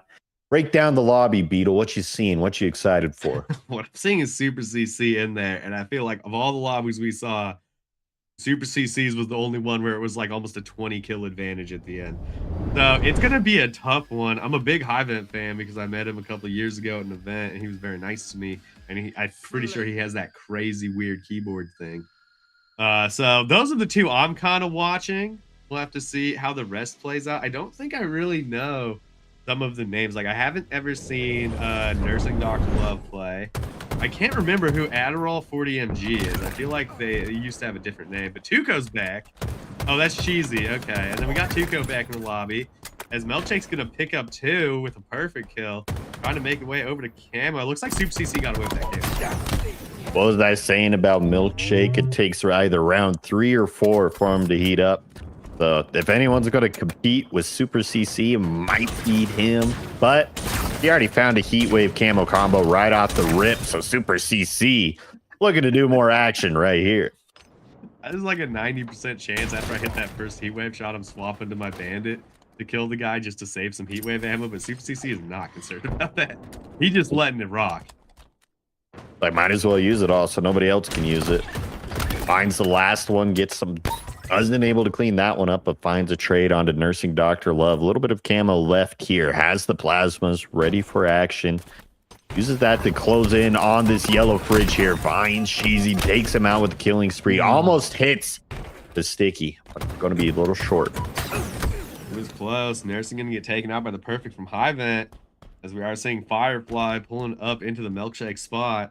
Let's see what they can find. Has a spot. Oh, spot Super CC top P, but I like the choice not to like try and deal with that because you're not gonna get the kill unless the fight's already breaking out. Looks like Tuco gonna find one down low. Doesn't connect to the melee. I feel like Tuco's melees are cursed today. That is not the first one we've seen just not connect. Yeah, probably cursed right there. Because I know Tuco. Tuco is one of the hardest fights on the game right there. Melee's just not landed for him this time. Firefly looking for some action, gets the perfect shots onto Nursing Dr. Love. Backs into yellow base, waiting for these shields to come back. Now pushing towards his car 3 side is Cheesy, looking for next victim. Ends up dropping down and finds Tuca with the shields. Cleans that one up. Now going to have to survive here. Little options to go, and Super CC comes flying in. Cleans up that kill. I like that they both saw each other and we're like, I'll chow this. But Super CC hits the shots, backs him down. Firefly hitting a nice perfect in a stressful situation to get the kill on CC before going down. We got Milkshake back in the yellow util. Gonna put a nade up, but it's gonna get spotted out by Tuco, who nades back. And it looks like they're both taking low, but Tuco gonna come out on top. That was a ballsy challenge by Milkshake. Super CC completed it. Camo up on top mid. Somebody did slide the, I think it was Super. Yes, Super grabs the camo there and finds the kill. And in classic fashion, finding the rest of the sandbox. Gets a threat sensor as well. Now, how do they utilize this sandbox? Sees Tuco on the other side. Going to be very patient here. Almost lands a sticky there. Trying to go from downtown, but it doesn't quite land. That's just the Super CC is just feeling himself right now. Like that is such a crazy attempt to go for. It's just like I don't want to give up the camera by shooting him. I'll just whip a nade real quick and maybe it works. Currently a Milkshake though, going back up to car side into maybe that yellow Utah. Ooh, switching it up to the blue. No, front base. He doesn't see the guy underneath him. That's tough. Oh, but does he bring it back? Ooh, almost got a little mixy on nursing, but wasn't quite enough. The Super CC is going to clean that one up. Has a half shield, but there isn't really anybody super close. I think he's gonna be able to get him back. He just needs to make sure he finds one of these spawners. Looking for that. Firefly finds a nade onto nursing Dr. Love, but Super CC continues to reign of terror at 15 kills and only 5 deaths. I mean, feeling very confident in this lobby. Ivan here taking up the BR at 7 kills, starting to heat up in this one. Looking, finds nursing Dr. Love, looking for that one. Melee doesn't get there or lands, but didn't have the shot. Tuco instead gets the double kill on the other side, trying to catch up to the second place of Firefly, but Firefly finds a kill on the Milkshake. Yeah, this is a big game for Firefly. I feel like Firefly did not have too much luck in the last lobby, but is putting up numbers at the moment, and if they're able to continue this kind of spree, they might be qualifying for the next round. We're seeing some more players going down. Tuco gets kind of trapped by Firefly bottom P1. The fight's coming in as Super CC picks up one. Ivan's gonna clean that one up. Super CC's up top, tries to hit the city. Super CC just wants a long range stick, I think. Like that's a lot, unless he maybe thought he had a frag grenade. I could be wrong, but I feel like that's not the first time we've seen him just go for it. I mean, would be satisfying. I'm hoping he gets one too. And you're in the lead 17-8. You have the freedom to choose a little bit of these things, but you do have to be careful because Firefly on the prowl at 15 kills, only 2 behind Super CC. It finds the next one, 16, to bring the lead down to 1 for Super CC. And is going to land a sticky to get the trade, keeping that one to 1. Oh no, Ivan not going to connect with the melee. It looks like Milkshake over on blue base right now checks the back, which I like. I think you have to do that in FFA. You can't just trust that you can walk through stuff. They're just gonna try to make their way over to P2. It looks like Super CC third camo, 3 for 3 so far. And I'm not super surprised because this is like the most established pro in the lobby, I would say. And it just is on that time. Do you think he has a coach just with him right? Yeah, somebody in his ears. Hey, camo's up right now, man. We need this. 15 on camos? 15 on camo. Camo important. Dude, the way he just casually makes that jump is great. I have to like think about it. I gotta stop for a second when I'm walking up to him. Super CC comes in for the back snack. Gonna pick up the double kill right now. Just absolutely ram triple kill. Oh, hold on. Oh, find it. No, go faster, CC. Oh, he gets there for the ninja overkill. What kind of overkill? Oh, the tag him up, tag him down. Ivan's gone, and he's got the kill tag. He's looking for more. Throws the long range sticky. I don't think it was close enough. Sees Tuco. Oh, Tuco, you gotta chow that for me, brother. All right, that was pretty nice by Super CC. A nice stick to end it off. I mean, hey, he got the stick as well, and the kill tag. Got me feeling excited over here. It might be one of the first time, and definitely in a long time, I've seen a kill tag, but it might be the first in a free-for-all. Or are we not streaming? Oh, no, we are. My stream was frozen. My fault. Just in case. Hey, we're looking out for the fans back home. We got to make sure you're cashing all the Super CC action. Speaking of Super CC, back on board with them. 30-18 is again. That's what I'm saying. Is like Super CC had a 20 kill advantage. He's trying to get Mixie on Tuco. Tuco gonna come out on top as he pushes forward. I don't think CC was ready for that. I think he thought he was gonna fall back. They're seeing Tuco throwing some nades around, trying to just like he's just hoping to pick something. It's Super CC again. Tuco hits the melee. The nade comes through. It's not gonna be enough as Tuco gets out. And he's going to take down Super CC twice, which is good for the whole lobby. The longer CC is in, oh, no way you win that. Okay. It was close. It was close. Now Tuco looking for a win on Ivan, but Ivan not so fast. Camo spawning up. Does Super CC grab 4 for 4 on this one, or can somebody put a stop to this camo? Ivan forced to drop down 1 shot. We'll look at that. And on the other side, Milkshake gets that. Oh, man. Super CC with the camo once again. I love the oh no shots that people do. Like they turn the corner, one shot, see a guy, they just shoot it. And they're like, nope, nope, that was a bad idea. And they just run away. But Super CC dropping in, goes for the back smack shot. I don't know if that second one hit. Looks like Sheezy needs to be a little bit careful here. And Super CC, oh, no way. He's going to find Firefly. Firefly just doesn't know. Super CC, oh, doesn't connect with the melee. That's tough. Is maybe getting out of it? No, there's... Oh, nah, no way. No way. No! Okay. All right. Check his computer. That's absurd. You can't be doing that in 2026. You just caster jinx that one right there. There is no way, and somehow finds a double kill. Yeah, I mean, to be fair, I was thinking the jinxed. same thing. Yeah, like it's like, oh, we found camo. Let's clean that one up. Nah, 2 shots with the heat wave, gets a double kill, and showing why he's in first place there. 36. Yeah, next person close is at 23, and that's Milkshake. I mean, at this point, it's a race for second place, which is still going to matter. Your placements are so important in this 4th and final round if you want to qualify for the semifinals. Yeah, no, absolutely. And we just got CC sliding around the middle. He's going to find a couple of shots. Doesn't take out the one-shot player. He's trying to pull up on Milkshake's spot. Going to get behind him. He does the slide, but Milkshake did not hear it. Milkshake running off. Super CC is able to somehow get that kill. He's going to pick up the double on Nursing. As we are seeing Firefly, half HP pushing through, runs into a nade, but catches Hyvent a little off. Hyvent just turns back and takes him out. He's like, oh, someone's over here. Let me clean him up real quick. Turns around, cleans that one up. Nursing Dr. Love forced bottom mid and Super CC on the chase. Now going to force to survive. Hitting every G slide on that side. Is going to find one to get the trade onto Milkshake. No matter the life, no matter when it seems grim, Super's trying to find a trade in that one. Look, I can tell why Sheezy had an Adderall in the name. That late jump was ridiculous. Oh, hit the stick too, but got ninja for it. What? That was an interesting encounter as we see Nursing trying to get up towards the P2 side. A couple of shots trying to hit CC, who I think just grabbed another camo. I'm pretty sure that that's camo number 4, 5, number 5. Yeah, and has the meat wave. Why not? As a sneak in for one, just gets out of there. Doesn't try to take the chow, jumping back. And this is just like, it's just not right. You can't let Super CC get on the campus. Nah. And Nursing is gone. Gone off the map to the respawn screen.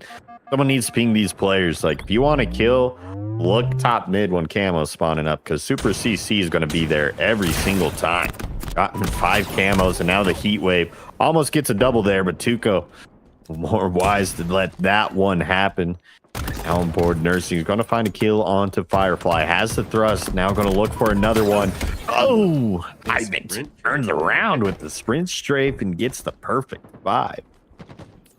Yeah, looking pretty nice with it. We're on Milkshake. Trying to dodge the nades, doing a good job, but was definitely spotted out too. Firefly was on the case. It's not going to be enough, though, as Milkshake takes him down. Super CC back in P1, going to find a kill, I would assume. Takes another shot. Oh, thrusts in, but manages to get the trade.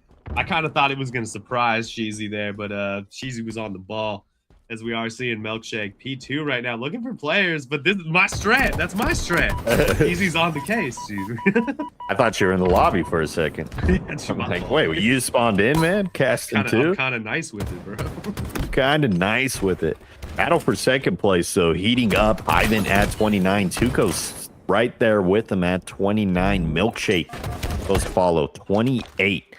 That's going to be our race here. And easy as well. That's past that 28 kill mark. So the rest of the lobby is close, and then you have the outliers. Super CC at 49, about to pass the 50 kill mark with 3 minutes remaining. Milkshake lands a sticky there to get the trade onto that one. Trying to slow it down. Milkshake now in the lead for second place, tied with Tuco. Firefly on the hunt on this car side. Ivan forced to get the shields back, with Milkshake going to catch him out here. Does he get a crazy win? Does. Rechows that one. The ego there and takes out Milkshake. Yeah, I mean, I feel like you got to reach out in that position. You're just going to get chased around the pillar anyway. We're going to see Firefly and Tuco trading out. Nursing heading up towards P2. Unfortunately, doesn't spot anyone. And I think Nursing might also be on the keys. That's a pretty quick reticle, from what I could tell. We got Sheezy pulling up behind. Was that Super CC? No. It was Nursing. and is going to be able to get the kill. Milkshake takes down another, and we do have such a tight race. 4 people with 31 is kind of crazy. I think there's a good chance we're going to have to go to the deaths at the end of this lobby. Look at the tiebreaker, but Milkshake does not want to be a part of that. Gets the 32, but Hyvant says we're looking for those tiebreakers. Brings it to 32, tying that one with Milkshake. Now Super CC tries to turn around and get a win, but Firefly had the better bandit in that one. Milkshake looking forward in the lead of second place, tied with Sheezy. To get a big win onto Hyvant as well, slowing that other competitor down. Tuco goes behind as well, reaching that 33 kill mark. So with a minute 30 left, the battle for second place has 4 people in it. That is a heartbreaker. That nade was definitely going to kill the player behind the Hawk right there, but got cleaned up right before it went off. We are seeing Sheezy running up, does not grab the threat sensor. Honestly, I might have swapped it, just launched that thing down range for fun. Before getting back to my thrust. Ooh, Nursing almost catches the good timing on Firefly, but Firefly was able to spot it out. The melee comes in, though.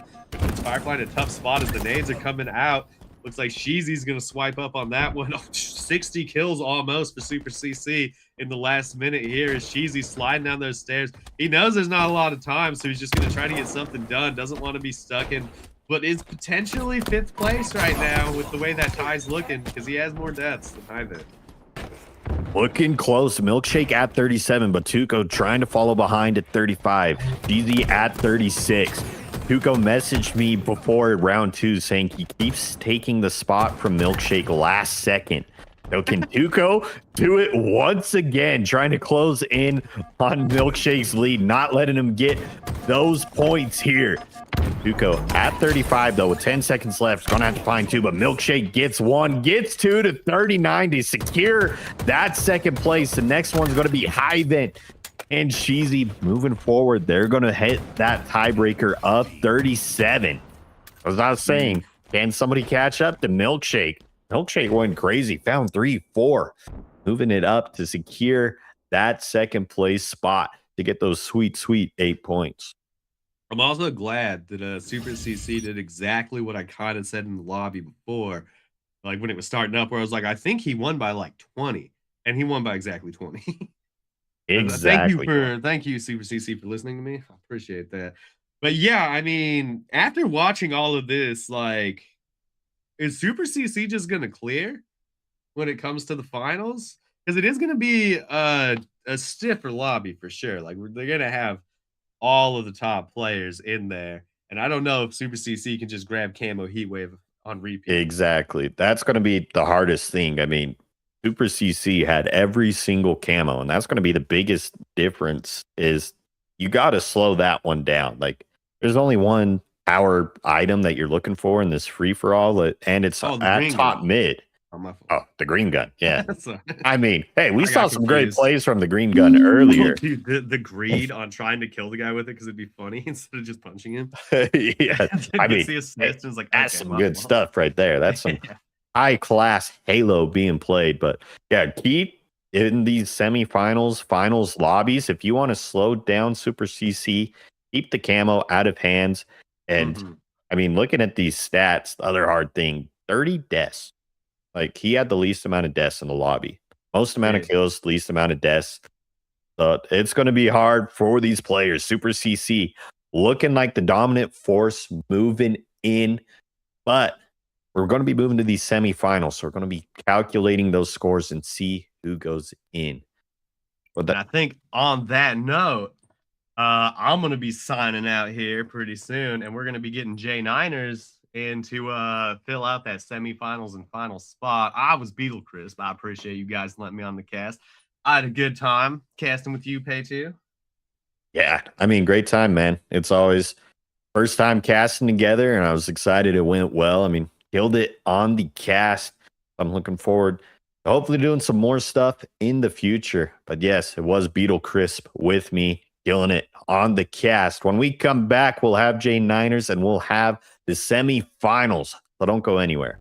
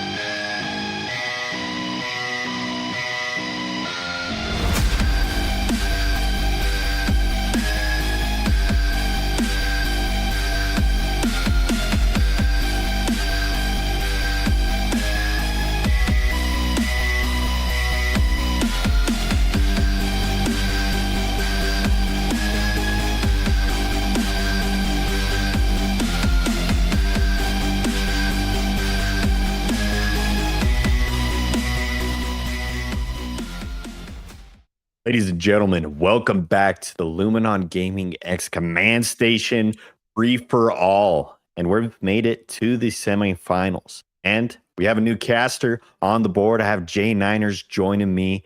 How are you feeling? I'm feeling great. I'm hyped to be here. Looks like the tournament's going really well so far. And yeah, I'm excited to see these semifinals that we're about to watch. Yeah, a lot of action going into it. So, looking at the leaderboard here, we now have who's the top 16 and who's going to be making it forward. So, in our first place spot, no surprise, Super CC. Been seeing him dominate on the stream so far. And then Nuclear Blaze, though, tied in points at the 38 Wow. mark. So, those are the two top dogs who are going to be looking to take the entire thing. Command Station right there in third place. Addy closing in on fourth. Cognis in fifth. OG Sheezy switch it up in 30. And Hoaxer. Then our remaining 8, Revan Laughs, Goat Monster, Silva Fox, Milkshake, Tuco, Trusty, Juicy, and Owusa. Wow. That is correct. I was just reminded that Goat Monster wasn't able to play in the semifinals, so he has been replaced. Okay.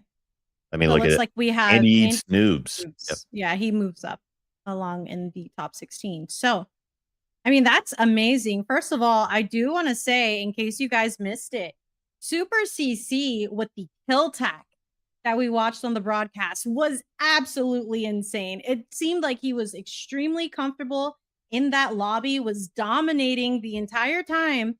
And I mean, that has to be one of the most beautiful kill tacks I've ever seen. If you guys didn't get to watch it, make sure you watch the broadcast later on, the recording.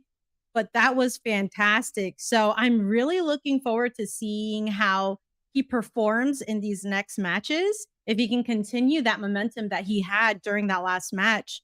But like you mentioned, Nuclear Blaze is tied with points. So I mean, anything could happen, right? Free Yeah. for all is just like anything could happen.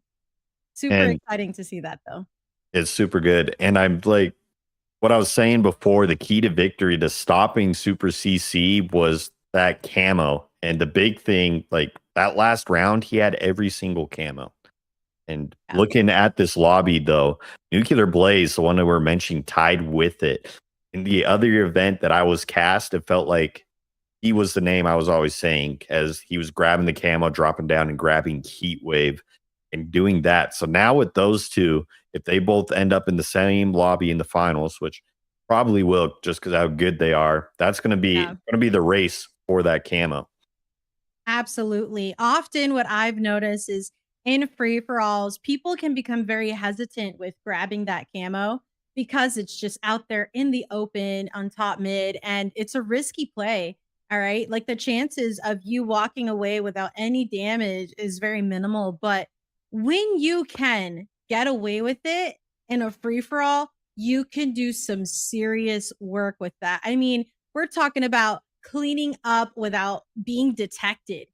That is the beauty of it. And Super CC demonstrated just how vital and instrumental that camo is. So I am looking forward to seeing some more camo plays as we move forward. And like you said, you know, maybe there's a chance that Nuclear Blaze and Super CC are in the same lobby. We shall see. I do believe that the lobbies have been assigned. So it seems like let's take a look here.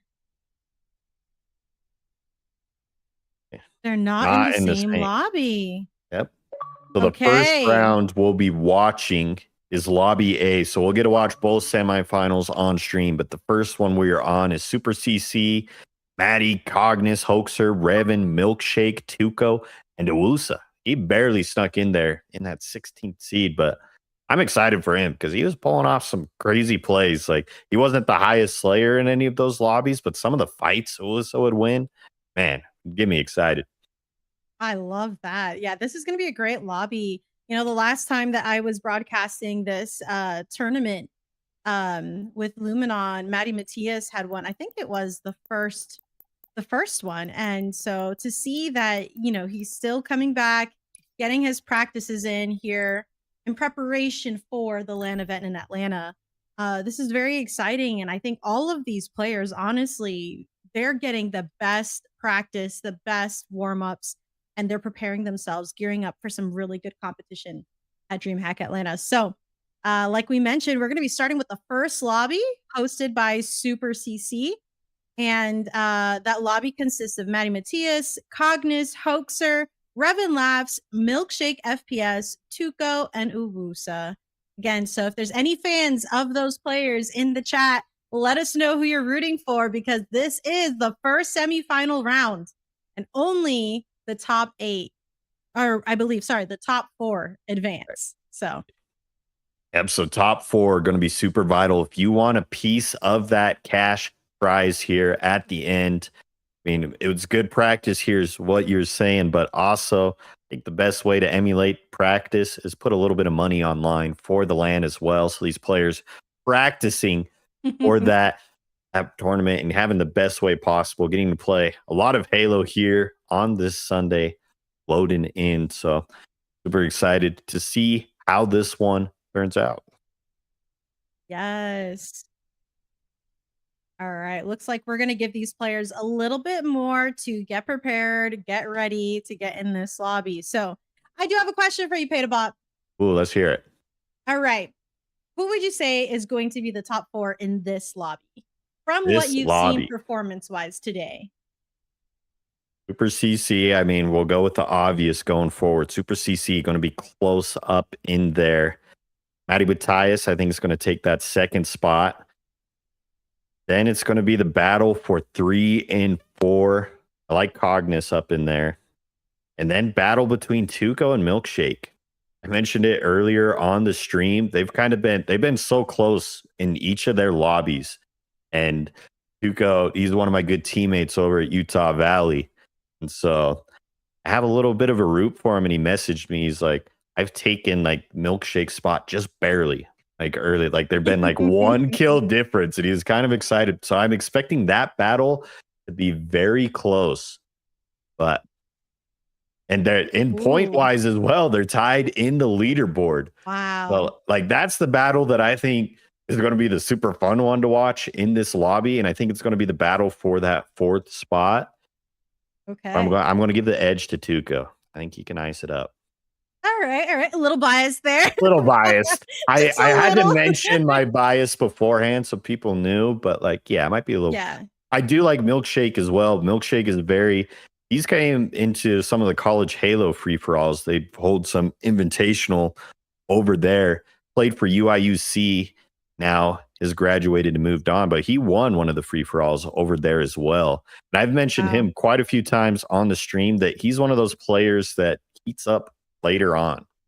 Like from that round 2 that I saw, he's really good. I think these semifinals, like that top one's such a toss-up to me. And so I could only go with my bias because I think they're so close skill-wise. Absolutely. I mean, you know me. I also have my roots in college Halo, so I can understand the bias when you see one of your people. You're just like, I'm rooting for them, and it's awesome seeing, you know, all of those college Halo players just moving forward and competing outside of the collegiate sphere. So love seeing that. However, I will say I gotta give it up for my boy Hoaxer as we look into this lobby. Hoaxer's a coach. He has the know-how. And he has seen a lot of these players compete. And I feel like, you know, he could be one of those players as well that is warming up, and he knows to basically save his energy for when it matters most and where you have to lay everything on the line. So I have a feeling we might actually see Hoaxer in the top 4 in this first semifinal round. And that's just given his knowledge and experience and how I've seen him play in some of the other free-for-all tournaments here hosted by Luminon. So with that being said, you guys, we are going to be rolling in here. Looks like everyone is finally ready and the match is starting. So let's see, whose POV are we going to start with first? Slayer. Take a look here. As they load in, how quick will that first kill? Beetle asked me this earlier, but how do you think the first kill is going to go down? Melee trade. Wow. Wow, I Very need that perfect. clipped. I need that clipped. That was perfect. The timing was just beautiful. And look at this, you. though. Maddie. Oh, Oh, we have to redo the lobby, y'all. Looks like we may have lost someone. I'm not sure, but either way, that little, few seconds there was worth it. yeah. You There already- might have not been a winner declared, but I think we all won that little bit right there. J9ers was the winner of that Thank one you. with that call. Thank you. I know Halo. It may not seem like it, but I know Halo. Why she's on the desk, why she keeps coming back. She's got the mind for it. Yes, call I that have the one. brains. I may not have the dexterity, but I got brain. Got the brain. You can read the play, read the situation. Oh yeah. I am very observant. Okay. I watch these people. I see the strafes. I see the intention. You can see the aggression on how they play. It's great. Love it. Oh yeah. So it looks like we had lost Hoaxer. Maybe I was hyping him up so much he was like, "Oh, hold on. Hold on." A little too excited. Had to take a step back. Take a breath. He's like, oh man. He was like, "Oh man, they're calling me out." Now I gotta man. perform. But I will say, if I'm not mistaken, I think someone walked away with camo in those split seconds there. You were correct. Maddie, I was about to call it out there before it ended. Maddie Matthias stole it from Super CC. Okay. So it looks like they know Super CC's weapon right there, or I guess his strategy, should we say. So it looks like everyone's eyeing for that camo. So I wonder if he's going to walk away with it again as we resume here. I'm assuming it's a full reset. And what do we have? Yeah. Like maybe 1 point on the board. 1 point. Okay. Somebody's really desperate for that 1 point. It matters right there. Give me my 1 point lead. Or restart. Give me the 1 kill. That ended it from a melee trade too. So other person had 1 as well. But yeah. But I mean, he did have camo. He could have cooked with camo for a bit. You never know. So we'll keep an eye on that. Will Maddie feel cheated by not having camo this second round? Will be determined. Looks like they're back though. Yeah. Did you feel cheated? All right. Or we're going to load back in again. All right. Now I'm going to flip it onto you. What do you think the first kill is going to be this time? I'm going to go with my tried and true. What happened the last time? I think it's going to be a nade shot. Most of the damage goes down from a nade and finished with a headshot. All right. Or body shot. Or a body shot. Okay. Well, you Just a guys, shot. if he's right, we're going to clip it. Here we go. Starting off with Cognis. Ooh, we got a trade off screen, Maddie and Super CC. I wasn't right. J9ers knows ball. I don't. Nah. You're fine. I think I'm going to study these FFA lobbies. I need to go back to my VOD review sessions.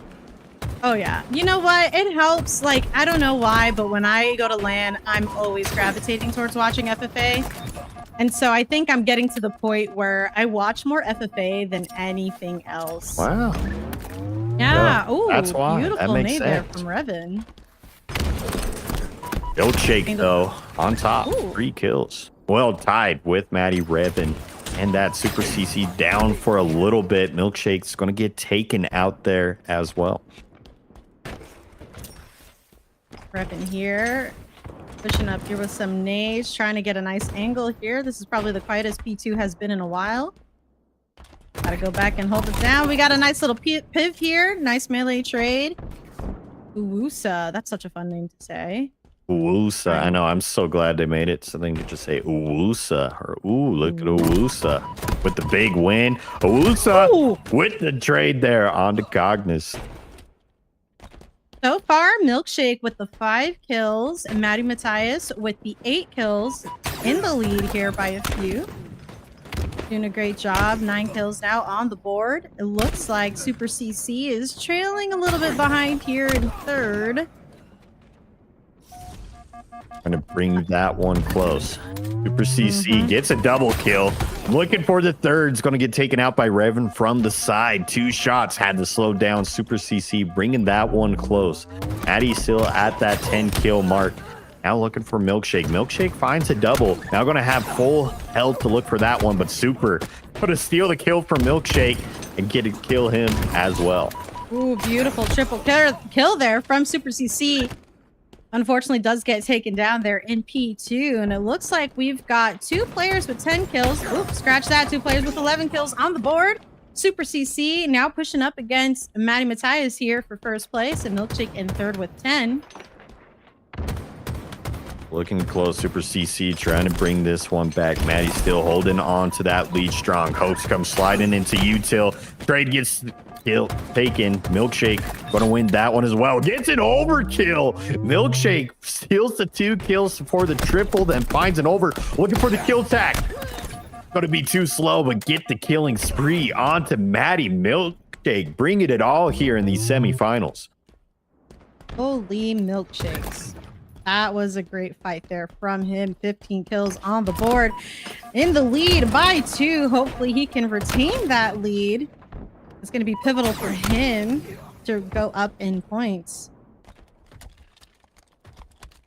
Looking for that Super CC almost catching up. Milkshake in this lead though. Maddie with the second place. Super CC looking for the next, but caught in this P1 side, and it felt like the whole lobby looking down there at P1 to slow down Super CC.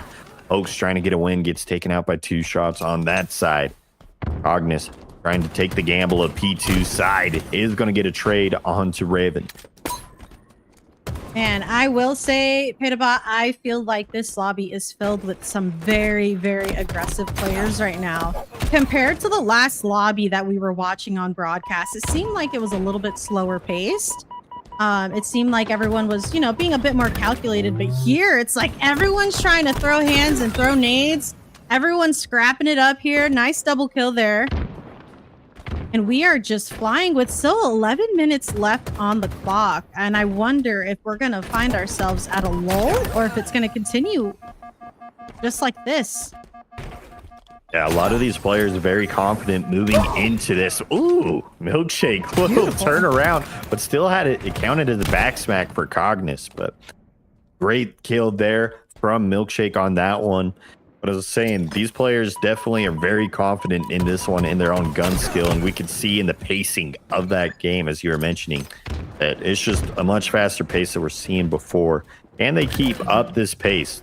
Benefiting Maddie right now. Milkshake close behind, and it's actually slowed down Super CC a little bit. Not quite in that lead just yet. Wusa with the heat wave says see you later to Cognis, but Tuco doesn't want that heat wave running around much longer. It's going to take out Cognis.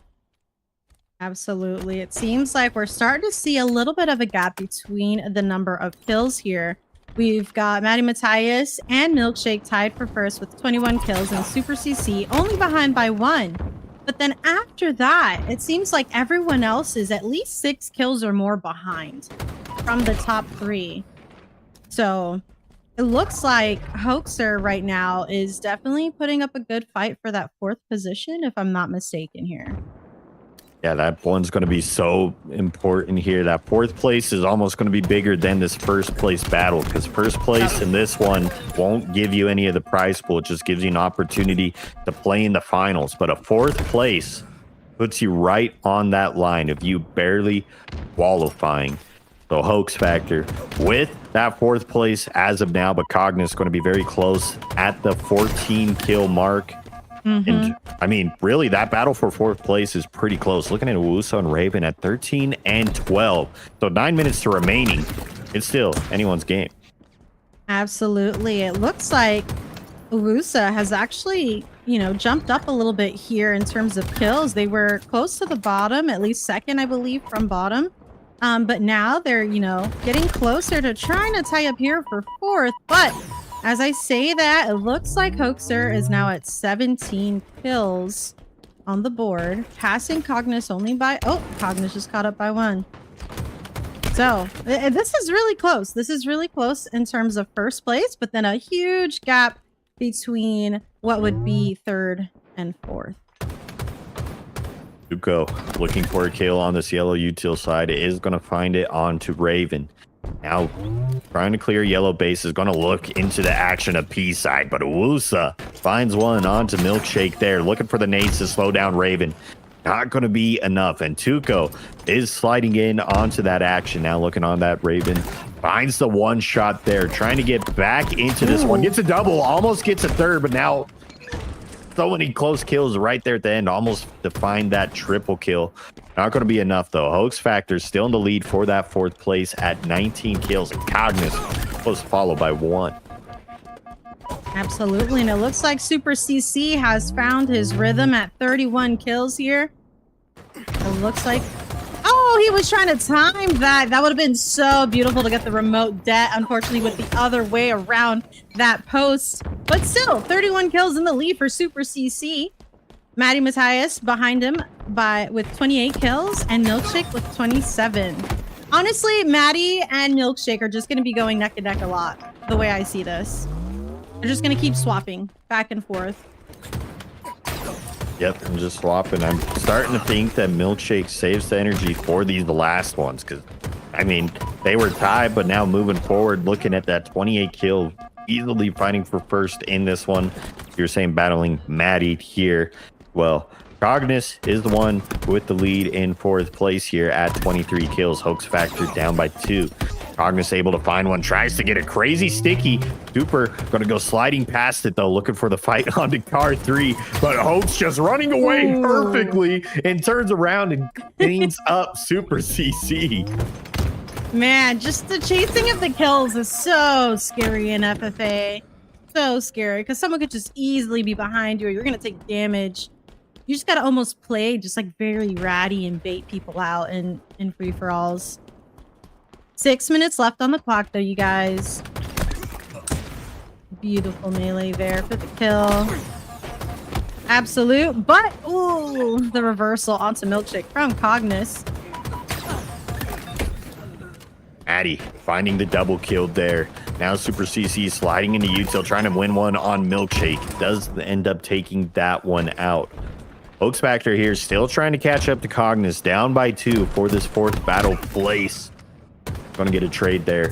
Try and close that one out. Cognis finds one onto Maddie for further that 4th place lead at 26. Raven with the perfect shots into the back blue base. I'm going to be chasing those spawners here.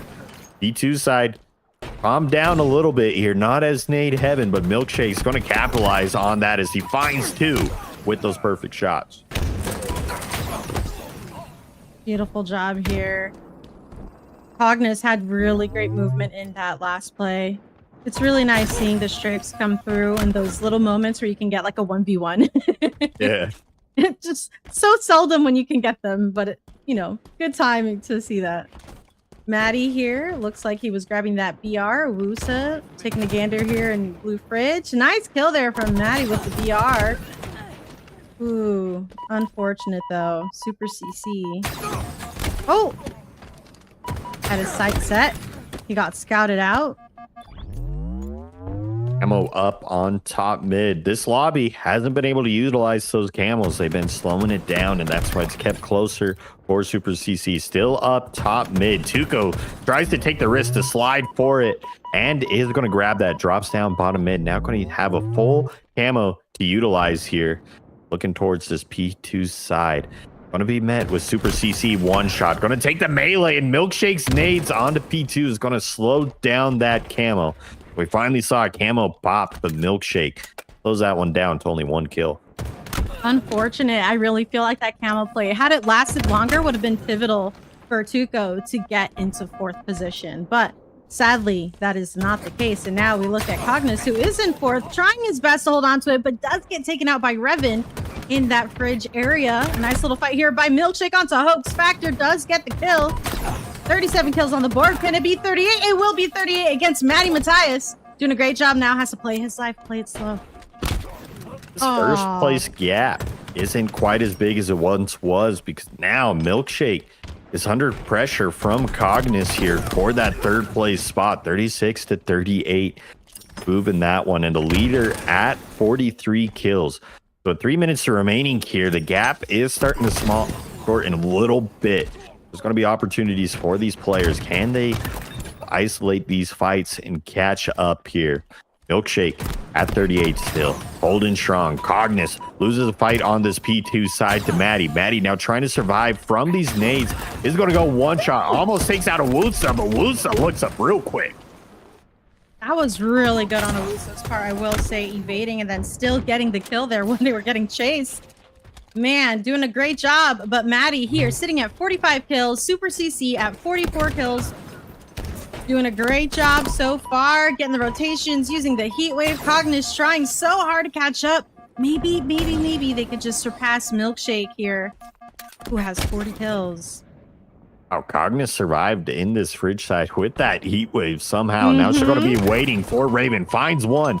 Now going to be forced to take this fight onto here. Still surviving in the fridge. Cognis in the fridge is a scary sight. Finally going to get taken out by Milkshake. Not before Cognis did the damage there. Going to 38 and looking to secure that 4th place spot. The next closest one is Revan at 35. And Super CC back to the bread and butter for him. Finds a camo here at 45, waiting to get that, but waited just a little too long as that kill was stolen from Super. All right, let's take a look here and see what's going to happen with this camo. Super CC, whom we know loves using the camo. He's going for the back smack onto Cognis, gets another trade. Unfortunate, though, that it didn't last longer.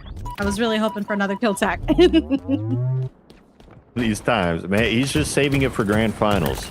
You're right. And finals kill tack to win the game. I do believe these FFA players have some showmanship. You know, they definitely want to give us a little run for our money here. And look, Cognis back in the fridge once again. The scary spot for him. Did you see that landed? Yo! Holy smack, turned around and got that. The Cognis get out of the fridge there, lands it with the sticky. And now a minute remaining. 42 for Cognis. Maddie said, "You're not going to be ratting on me. I'm going to throw that stick, boy. You are not creeping on me." And boy, did he get a good stick there. Now with 50 kills on the board, Maddie Matthias, first place here so far with less than a minute left on the clock, you guys. Second place, only 2 kills away. This is close for the top 3, but the question is, who will get 4th? Because only the top 4 advance, you guys. And 38 seconds left on the clock. Cognis looking at that 44 kill mark, trying to secure that 4th place. Next close up is 38 kills from Hoax and Revan. Revan making that 39. Only going to have 20 seconds to try and catch up. Will it be enough? I don't think it's going to be close. So now looking at that first place battle. Maddie at 51. Milkshake at 51 as well. Close up. 10 seconds. They're tied. Milkshake finds one onto 52 to get that one. Maddie needs to find one to catch up for this first place spot. 1 second remaining. Well, there's a one shot, but it can't land it. It will be Milkshake securing the first place spot. And it was so close there, trying to bring that one in. Oh my goodness. I actually, for a minute there, thought Maddie Matthias was going to clutch that up because that person was absolute. They could have at least clutched it and got that one kill to be tied. How unfortunate. However, look at these stats, you guys. I mean, Milkshake with 52 kills and Maddie with 51. But the KDA, there is a difference there. And it looks like Milkshake was able to live a little bit more than Maddie Matthias. And then moving on down, Super CC with 48 kills on the board and Cognis with 45s. I got to give it up for Cognis, man. They definitely showed up in this match. They had quite a bit of a deficit, I would say, for like the first third of the match. But then they just started pushing and pushing and pushing and pushing up further and further, eventually taking over that 4th position and then holding it. So great job to Cognis there for advancing in the top 4th position. Yeah, a very strong showing from Cognis, bringing that one close. And then had to shout out Milkshake once again, was fighting for 5th place in the first 2 lobbies, 4th to 5th place, and then to bring this one to 1st. So will Milkshake have enough moving forward into grand finals to take this whole thing home, or will somebody come to stop? We're going to be heading to a break as we get this next lobby set up, but who's going to be the next 4 people to fight in the grand finals. It's going to be a very short one. This lobby will be close, but we'll be right back.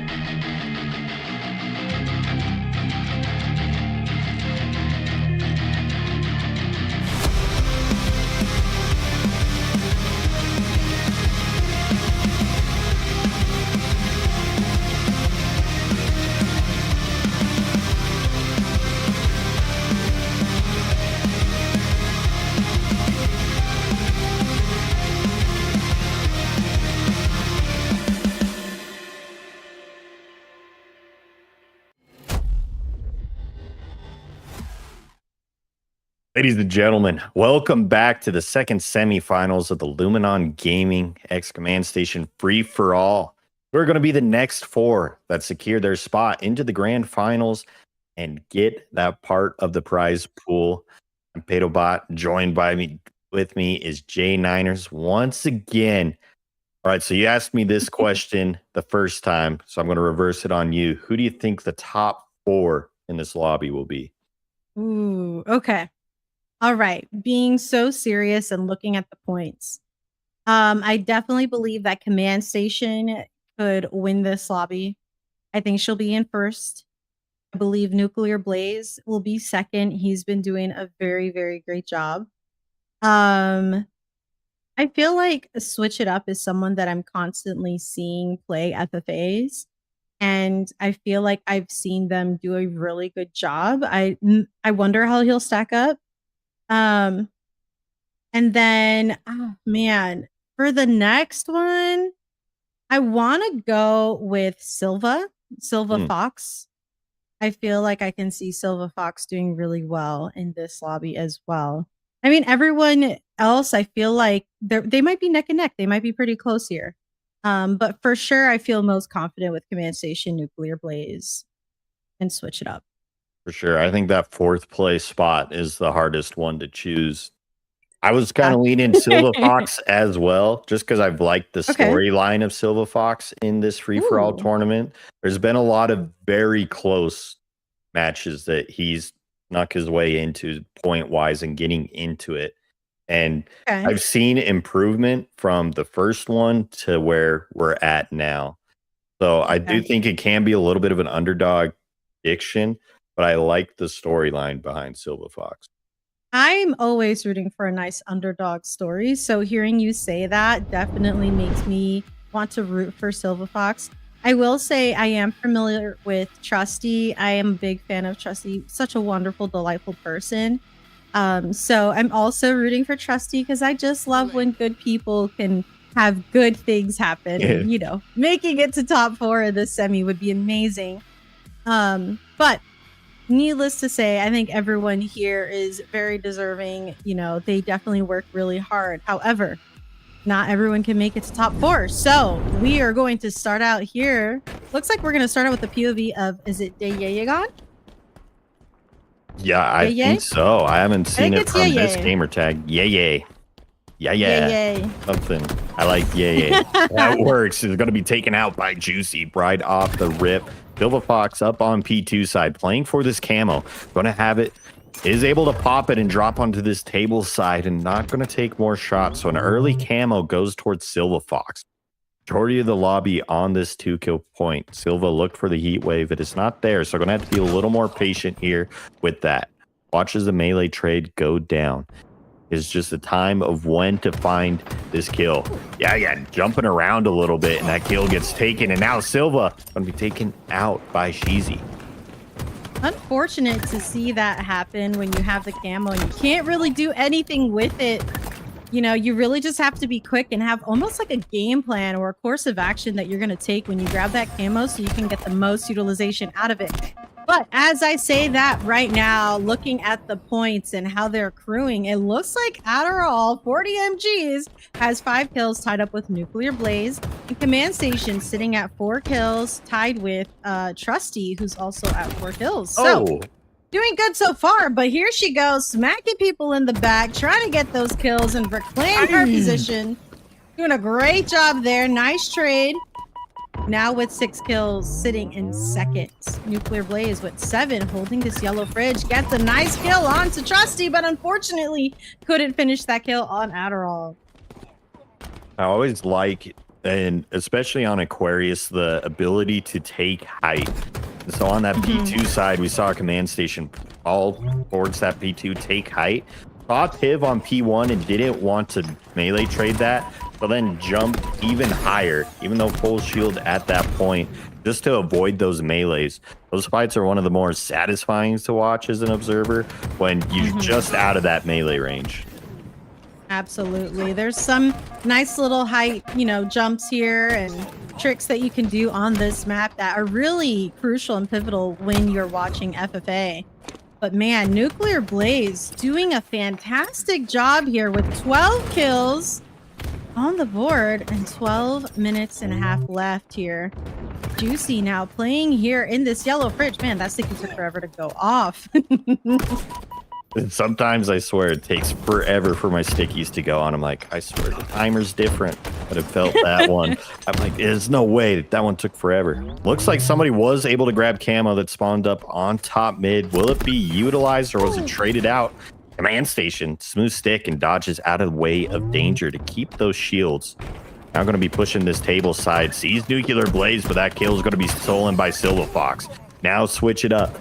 Is going to hit the flank and gets that one. Trusty on the flank as well. Of course, switch it up. The Nuclear Blaze still in the lead, but Command Station close to follow at 11 kills. I will say Command Station is one of those players. She'll just sit there and cook. And I know she locks in. She's been practicing staying level-headed. And I know many have heard this, but I love watching her play in FFA. And she is deserving of all that recognition because she practices, she puts in the time, she's dedicated. And I mean, hello, that's why this whole tournament series is called the Command by Luminon FFA, because no one else wants it as bad as she does. And I can say that with all 10 toes. That girl wants it. And here she is putting in the work. 13 kills on the board in second place right behind Nuclear Blaze, who is sitting at 15 first place. And we got a three-way tie with 11 kills. Whoa. Trusty, Silva, and Adderall. What just happened? Holy. Nuclear Blaze with the thrust goes sliding in the fridge, gets 2 kills with the melee, and Commando combo ends up getting taken out, but doing the damage. Commando is one of those guns that, you know, it's not the best, especially after some of those nerfs, but people who use it and are like decent with it, it's hard. It kind of throws you off guard, especially in those longer range fights where you're constantly getting descoped, or even in close range. I feel like mid range it's hard, but a long range or close range Commando can be a difference maker. I'll actually say I like it mid-range. I think it's a great mid-range gun. And I think after this most recent update, I really have taken to the Commando a lot more. I feel like it hits really nicely. It's just so good to, you know, get some quick damage and then finish it up with your bandit. So really a big fan of the Commando being utilized, especially in FFA. I feel like that's not a go-to weapon for FFA. No, but some of the leaders in these lobbies I've seen pick it up, and that's one of those differences, like just constantly using the sandboxes. What's the difference between the top pack and the mid pack? We could talk about all the like easy weapons where it's camo or it's the other ones. Like those are the easy ones to say, but even using the Commando, like there, Nuclear Blaze was down in shots to the bandit, but used the Commando to catch up. It's just small micro things like that. It doesn't make a big difference, but it makes a small enough difference to take that lead. Absolutely. I honestly think that any little thing that you can do to push you further and give you a bit more of an advantage makes a difference in the long run. So I definitely do believe that using those weapons and taking advantage of the sandbox, holy movement, is just going to be so nice for you. And here we see Nuclear Blaze just soaring, trying to get a kill with the heat wave. Unfortunately, gets taken down and doesn't get that kill. A lot happening here down in P1. East side, such a scrappy part of the map. Even when you feel like you're ahead, that nade comes in and changes the whole turn of the fight. That was the fate of Nuclear Blaze, but it's not going to matter too much as Nuclear Blaze still in the lead with 27 kills, starting to get a little bit of a gap. Command Station in second with 23, trying to close in on that one. Going to be close. A lot of Halo left to be played here as we pass that 8-minute 30-second mark. Looking at Nuclear Blaze once again picking up the Commandos. He's Trusty on that side. Now waiting on the fridge, using these nades to get those shields back. Now going to take a fight on to switch it up. Gets the melee trade before Trusty can clean up that kill. Ooh, that was such a scary play there in that fridge area. Honestly, I feel like when you hang out in fridge too much, people know and they just start targeting you. And that's what I see happening here. Nade after nade getting caught in that little pocket. It's so unfortunate. Sitting 18, 19, and 19 to switch it up Adderall and Silva. They just constantly keep going to the fridge. Looking for it. Still in the lead. Command Station trying to close in on that one. It's going to get taken out there before the kill. but I'm trying to find this fourth. Second place is Command. Third place is tied. Four-way tie. 20 kills each for each way. So this fourth place, the battle on the wire. Who's going to qualify for that grand final? 4 of these players want it bad. Ooh. Nuclear Blaze is just absolutely lighting up this whole entire lobby with the sticks, with the heat waves, with the movement, just, you know, following up on all the damage. Playing phenomenally, honestly. Big fan of Nuclear Blaze and Command Station. And as you said, right, there's the top 2 players in this lobby, and then there's a gap and a big fight for 3rd and 4th. So, man, I don't know. What are your thoughts? And out of the people that are tied, who do you think's 3rd and 4th so far? Who do you think's going to clutch it up? It's going to be so close. So hard. I mean, I had to go with the original pick. Silver Fox very close there, but Command Station with the triple kill with the sticky on to Adderall. Little sneaky moment there in between, but the action for that battle of 4th place. Silver Fox is there, tied it up with Switch It Up and Trusty. All at 23 kills, 6 minutes to go into this one. Now looking for that. Gets caught out bottom mid. It's going to be taken out is Silver Fox. Nuclear Blaze in the lead with 38 kills. Gets a triple kill with the nade. What's up with all these sneaky triple kills with the nades? Just well-placed nades from these top players. I feel like we're starting to see a lot of these players looking for secondary weapons, and you have players like Command Station and Nuclear Blaze like, I know what you're looking for. Pop a nade, gets the kill. Beautiful work there on their part. Sometimes you just gotta bait it out. That's true. I think one of the underutilized, well, maybe not underutilized, but one of the less talked about things also is the grenades. Free for all, there are so many grenades because you're dying constantly. So there's always a time where you probably have a frag in your pocket, and trying to use those frags in well-placed positions that's why we see so much action with those nades and why those top players. What is up with all these triple kills just happening? Barely catching the end of them. I mean, shout out to the observers. Sees the action and gets that 3rd kill for the triple medal. Easy, able to find one there as well. Double kill. Yeah, gone. Will we see another triple? Using the nades to back up here. Not going to have the triple, but still have the maybe. Nuclear going to hit a good triple to deny the, or good jiggle to deny the triple. Camo spawning up top mid. That was a little bit of a tongue twister there. The jiggle to deny the triple. I'm not gonna lie, I like it. Yeah, I tried it. I'm like, I didn't think it would be, and I tried it. I'm like, oh, I just got twisted up. I needed to practice my tongue twisters this morning. I love to see it. Juicy with the camo and the heat wave. Getting a little bit of a position here. He has sights on Command Station. She's running away. He decides to go for Adderall here in P1, but there's still 2 players in P1, but they got a sticky trade. And still with the camo. See, this is what I'm saying. Come on, like, time's ticking. Get a kill. Go after it. Don't let someone else take it. Nice. There's another one. Here we go. Taking a look here into Yellow Fridge.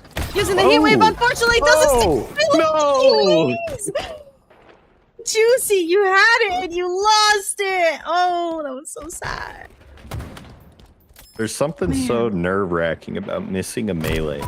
You miss the melee, and it's like almost like that oh shoot moment where you're looking and you're like, now what do? I thought I was going to get the kill with the melee, and it just the consequences are severe. You miss it, and that's it. Like, you've given away your position.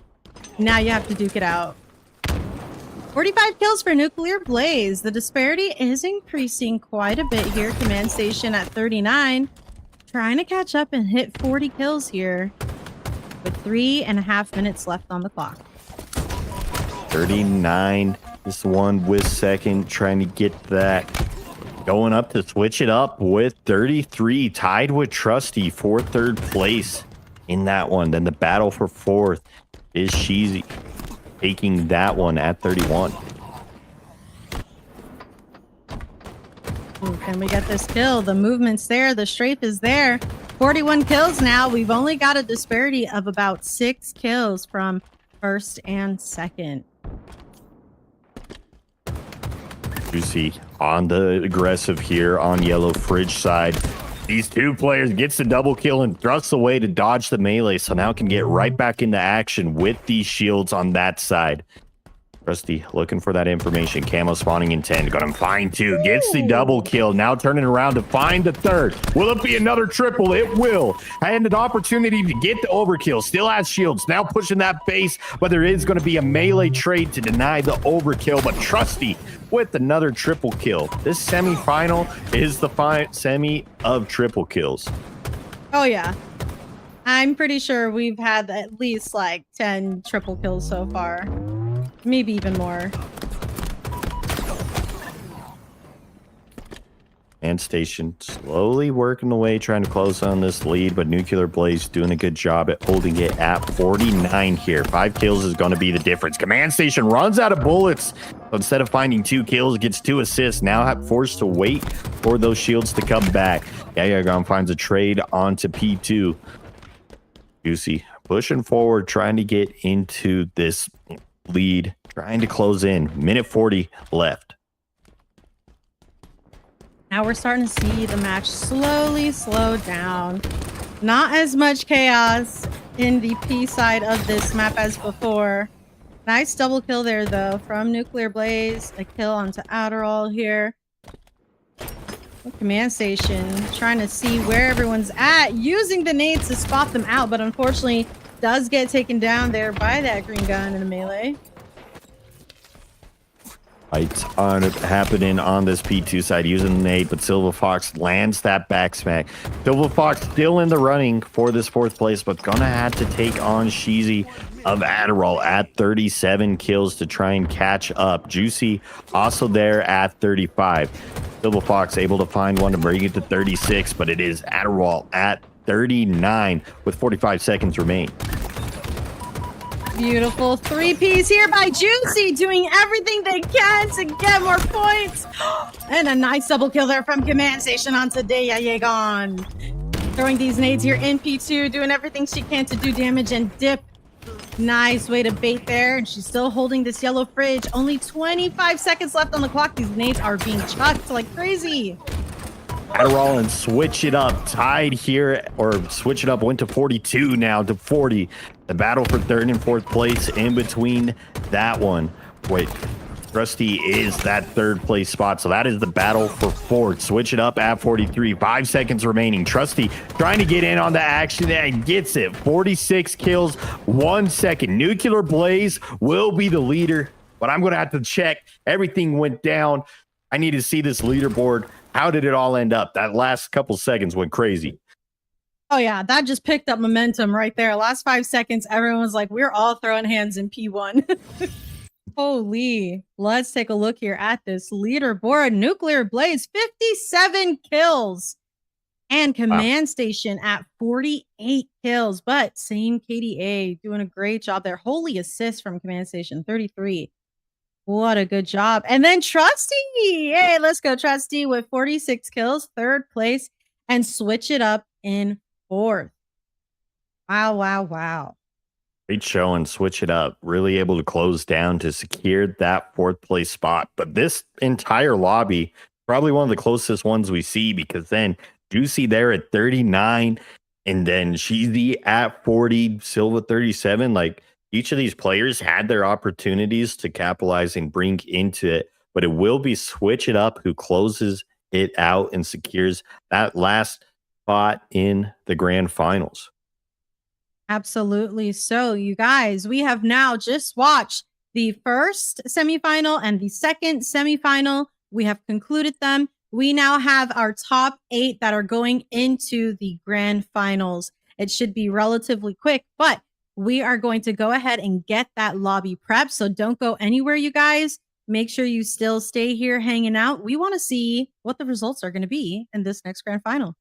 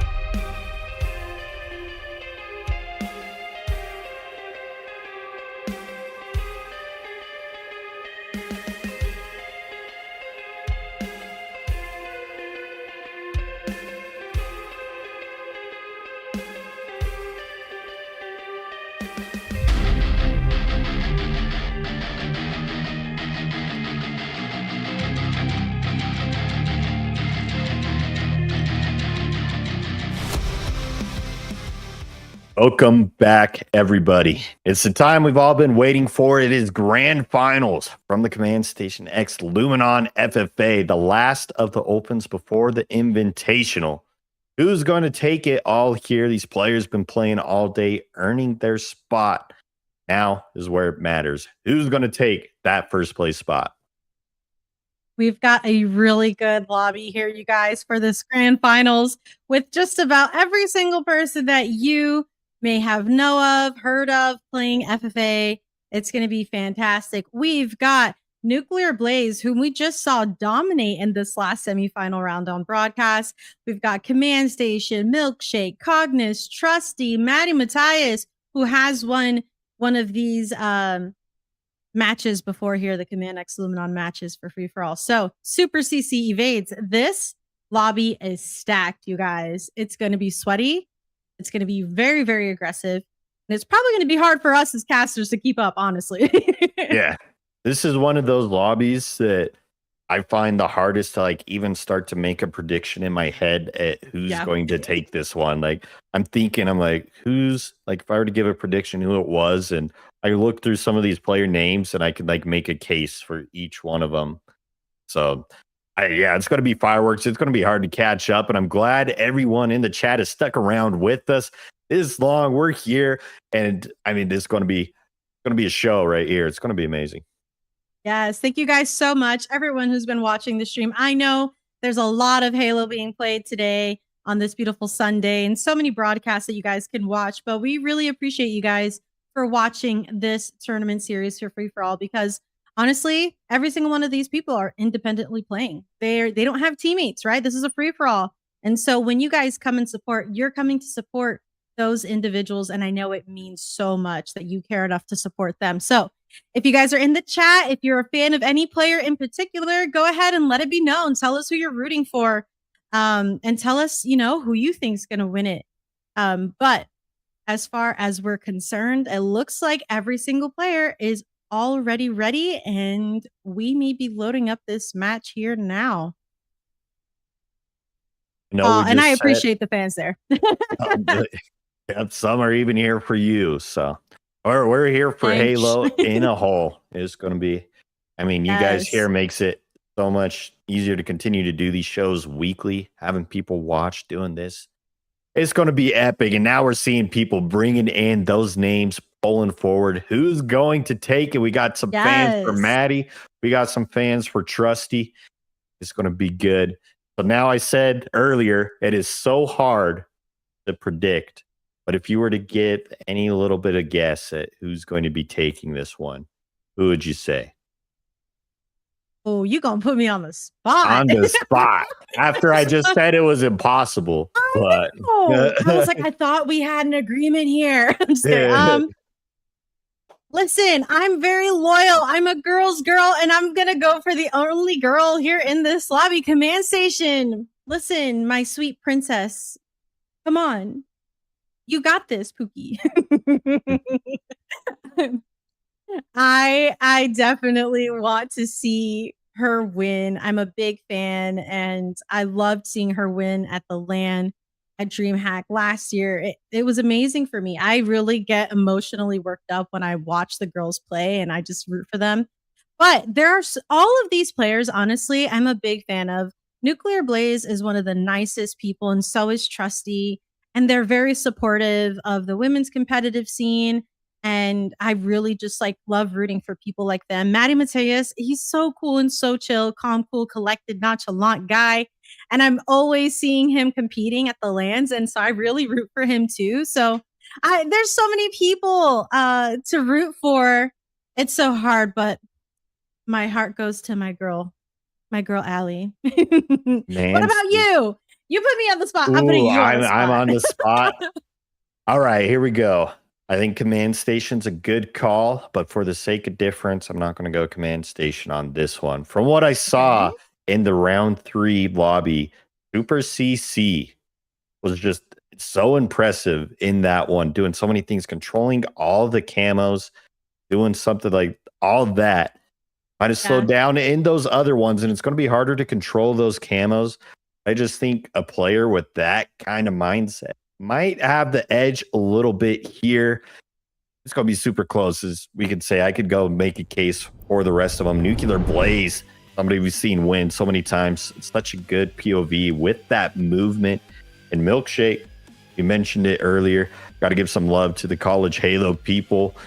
Bringing it in close. I mean, started to heat up. If I'm going to go with what I was saying before, I mean, it's taken the whole time to heat up, but now we're at the end. So it's time for Milkshake. It might be his time to finally secure one of these wins. But absolutely, I'm going to go Super CC as my official prediction. You know what? I've seen Super CC play on LAN as well. I've seen him a lot in doubles tournaments, and he does such a fantastic job. But today, landing that kill tag, I mean, it might be his day. And here we go, already starting out with a lot of intensity. 2 kills on the board. He's like, yo, this is going to be mine today. Nice kill there from Cognis, though. He had that camo, too. Super CC grabbed camo, but Cognis put an end to that one to tie things up. And Milkshake with the early lead of 3 kills. But that's going to mean nothing. Everyone's so close here. Command Station bringing that 1 to 3. Now looking for the double kill. Forced to dodge a nade. Now sliding into this P1 side. We're going to be met by a full shield Nuclear Blaze. Nuclear takes that fight. Nice damage here by Trusty. Trying to get shots here, but dropping down. Using all the resources he can and still manages to live. But unfortunately, he does go down with that heat wave in hand. Well, that was a very interesting fight there. They like targeted the same person, then turned and killed each other. To fight each other. That was like one of those like Spider-Man memes. Well, all together, they had a mutual agreement to kill the first person and then fight it out. That was great. Nice stick there, though. Matty Matias here pushing into P2, has sights on Nuclear Blaze. Unfortunately, does get taken down there. Nuclear Blaze rotating here. 5 kills on the board. Looks like he's chilling here. Tied in second. Actually, make it third. Man Station sitting in first. Let's go with Milkshake. Man Station did find 1 there to bring it up to 7. Trades happened for Maddie and Nuclear Blaze. Now it's on board Cognis fighting this P2 side of Super CC. Super from the top ropes finds a trade there onto that one. Now Milkshake trying to catch back up to Command Station. Finds the perfect shots onto her to get that 7. Now looking for a double kill. Super CC doesn't see the Milkshake's 1 and ended up forcing to go back down. Super fighting for life on this yellow table. Not going to happen. Command Station going to take that one out to go up to that 10 kill margin. Man, these plays are just so intense, but you cannot afford to lull in the grand finals. You cannot. You have to have all the momentum, all the movement, and be locked in for 15 minutes straight. Because that's what it takes. And we are sitting now at about 12 and a half minutes here in Command Station with 11 kills in lead. And second place. It looks like Switch It Up. Or no, Cognis here with 9 kills tied with Nuclear Blaze. So a little bit of a gap. Hopefully that gap can continue to increase. But now Super CC with that camo. Oh, unfortunate. Gonna be so close for all these players. Nuclear Blaze tied the leader of Command Station, but got lost, and Trusty wins the melee on that one. Now trying to escape here in the Shroom side, using the melee or the nades to get that. Now one shot, Super CC wins that. Someone runs right by and doesn't see. Trying to survive. Cognis does end up taking out Super CC on that side. Trusty in the fight with Maddie here, trying to get back into this one, but it is all so close so far. Command Station barely holding on to this lead, but Super is starting to close in at that 12. We're starting to see the top 4 kind of pull from the rest in this lobby, which is very interesting. And it looks like 4th position is going to be between Switch It Up and Cognis here. So And Station, sneaky little double kill there to go up to 15. Now picking up the commando, but Cognis says not so fast. You don't get that one. Takes out Command Station. Super CC being very patient here. Now going into the P2 gamble. He uses a perfect nade onto Nuclear. Almost gets one onto Cognis, but Cognis forced to go down to one shot. Cognis still alive. Milkshake with a big win from downtown onto the car 3. Get into that 12 kill mark. Very close. Only a small gap between the leader and the rest of the pack here. Man Station at 16 kills, but 3 other players at 15. Nuclear, Super, and Cognis trying to close this one down. 10 minutes remaining in the match. Fully sticky trades. There are so many sickies being chucked and nades being chucked here in P2, but Nuclear Blaze managing to keep that position, get his shields back, goes for the melee trade against Super CC. Keeping his, well, actually, Super CC is now above Nuclear Blaze by 1 kill. So it looks like Super CC is now in first place. And then that second one ends up getting taken out. Milkshake finds one, but a heat wave from behind going to bring down those shields. Camo spawning up top mid. Nuclear Blaze has 3 shots of the heat wave to work with here. Going to be patient. Super gets those shields back. Now going up. Will Super be able to grab the camo? It's going to be baiting it from Trusty, but Trusty gets out from one shot. Drops down to yellow table. Will he be able to get the shields back to utilize this one? Does get those shields back. The play is in the hands of Trusty. Going into the P2 side. Spots Cognis. Going to wait for this fight to end, but it's going to be a melee trade, so it doesn't get any of them. And then Command Station comes and cleans that one up. Oh my goodness, how unfortunate. I thought he usurped those kills, but unfortunately he did not manage to get it. But nice shots here from Milkshake using the BR. Love to see it. There's a lot of action happening here in the blue refrigerator side. But switch it up does go down to a nade from Milkshake. Looks like he's making his way from P2 across the map, doing some damage. But Matty Matthias putting damage onto Milkshake, seeing him soar across this map and fly towards kills. Unfortunately didn't make it. Switch it up now, holding this P1 position. Does snag a kill there from the person Absolute. Gets taken out by Nuclear Blaze. Nuclear Blaze with that kill does take the lead of 23. Now Milkshake trying to get a win, ends up being a trade with Trusty. Super CC trying to survive, drops a nade on the death. Not going to be enough to get that trade. Nades happening everywhere in that side, but it's going to be a melee trade that happens in the fridge. Now perfect shots from Switch It Up onto Milkshake to win that one. Nuclear Blaze in 24 kills, tied with Super for this first place. Nuclear going to find one onto Super to slow that one down. 8 minutes remaining of this grand finals. Every placement important here. You've made it to the top 8, so you're guaranteed a part of that prize pool, but how much you get depends on your placement here right now. Absolutely. There's about 8 minutes, just shy of 8 minutes left on the clock. Still, anything can happen with that amount of time, right? You can get a kill tech, you can get an overkill. Anything could happen to change your position here on this match. So hopefully we can have a moment where we see some calculated plays, but right now it still seems that everyone is just trying to get power-ups and get a kill or two. Nothing but trades. Ammo is up on this top mid. Now players placing for that. Nuclear Blaze trying to be sneaky. Is going to get that back smack onto Milkshake and forced to drop down to car 1. Now looks for Matty. Going to have the shot advantage here. Can he find the kill? No, it's going to be stolen. Taking too long, and that gives a double kill for Switch It Up. Ammo was grabbed while that fight was happening on the other side. Milkshake now looking for one of these players. Finds one shot. Going to drop down onto car 1. Looking for Trusty, but Trusty being so sneaky ends up getting taken out with the body shot. Super CCs are now in second place as Command Station passed that first place mark of 29 kills. Super there to tie it. Nuclear Blaze close to follow. The battle for first place is in between these 3 players. Absolutely. I don't know if we can have some sort of a poll here in the chat. If we can, that'd be amazing. I'd love to see what you guys think between these top 3 players. Who is going to have first place? Nuclear Blaze, Super CC, or Command Station? Granted, again, all of these players have been playing phenomenal today. Like, they've just had such a great day competing. Anything could turn around.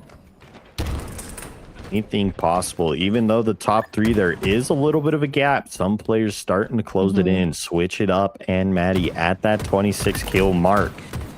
Couple good spawns there can make that change, but then there it starts. Maddie finds a double kill to get to 28, looking for the triple kill, finds the third onto command station. So 3 kills for this life and almost ties with command station at 29.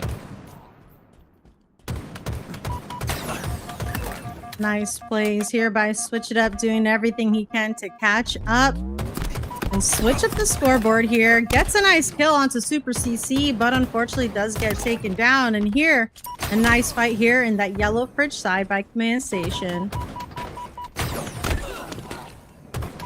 Movement there from Nuclear Blaze guarantees the trade onto that one. Passes that 33 kill mark, ties with Super CC. So that top 3 are still working for that first place, being very close.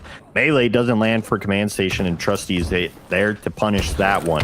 Nades flying into blue fridge. Maddie there with the nades flying through, trying to look for this player. Going to meet Nuclear Blaze, able to get the trade with the help of someone else on P2 side. Now Milkshake looks for a fight win on Switch It Up, finds that trade as well. Maddie snuck in with that, now at 34 kills, passing command station, fighting for those top 3. 1 kill behind Nuclear Blaze and Super CC. Ooh, beautiful push there from Super CC, even though the shields were down. Love seeing the confident, aggressive plays from these players, doing everything they can and capitalizing on as much damage as they can so that they could move forward here with kills. They're just slaying and praying.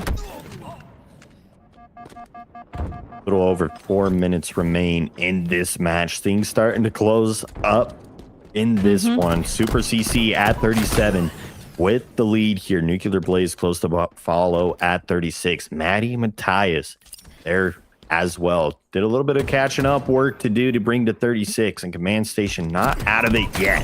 So we have a 4th entry into this battle. The top 4, these players so good, able to catch that one up. Milkshake able to find one there. Now going to have to get out. Command station finds the kill onto Milkshake with those shots. Nuclear Blaze picks up a thrust. Going to have that in the back pocket here. Now being patient, looking for the damage on the map. Here's the fight going up there. It ends up being a melee trade. Little bullets left, so uses the thrust to find the melee. Nuclear Blaze is able to get that one to tie the lead. Absolutely. That thrust is coming in clutch for Nuclear Blaze in this match. That movement, just being able to get out of situations and then put himself in situations where he can walk away with the kill. Doing a great job. Now tied for first with Super CC, both with 40 kills. But Super CC with a beautiful stick there, giving him a slight advantage here and a slight lead. And command station just shy of 2 kills from first place. So close for these players. Nuclear Blaze at 40 kills as well. Looking at that, but it's going to be taken out. And the double kill comes in the feed for command station. Now 1 kill behind Super CC. Is going to find that kill to tie it up at 42. Camo up in 10 seconds. Command station almost gets another one, but that kill is taken. Nuclear Blaze fights up to that P2 side. Now spots one on yellow fridge. Trying to hit a late jump and a slide, but Trusty not falling for any of the fancy movement. Gets that win for CC at 43 kills. Tied here with command station. Milkshake looking for a win. Cognis, though, is going to win that one. 2 minutes remaining here in the grand finals.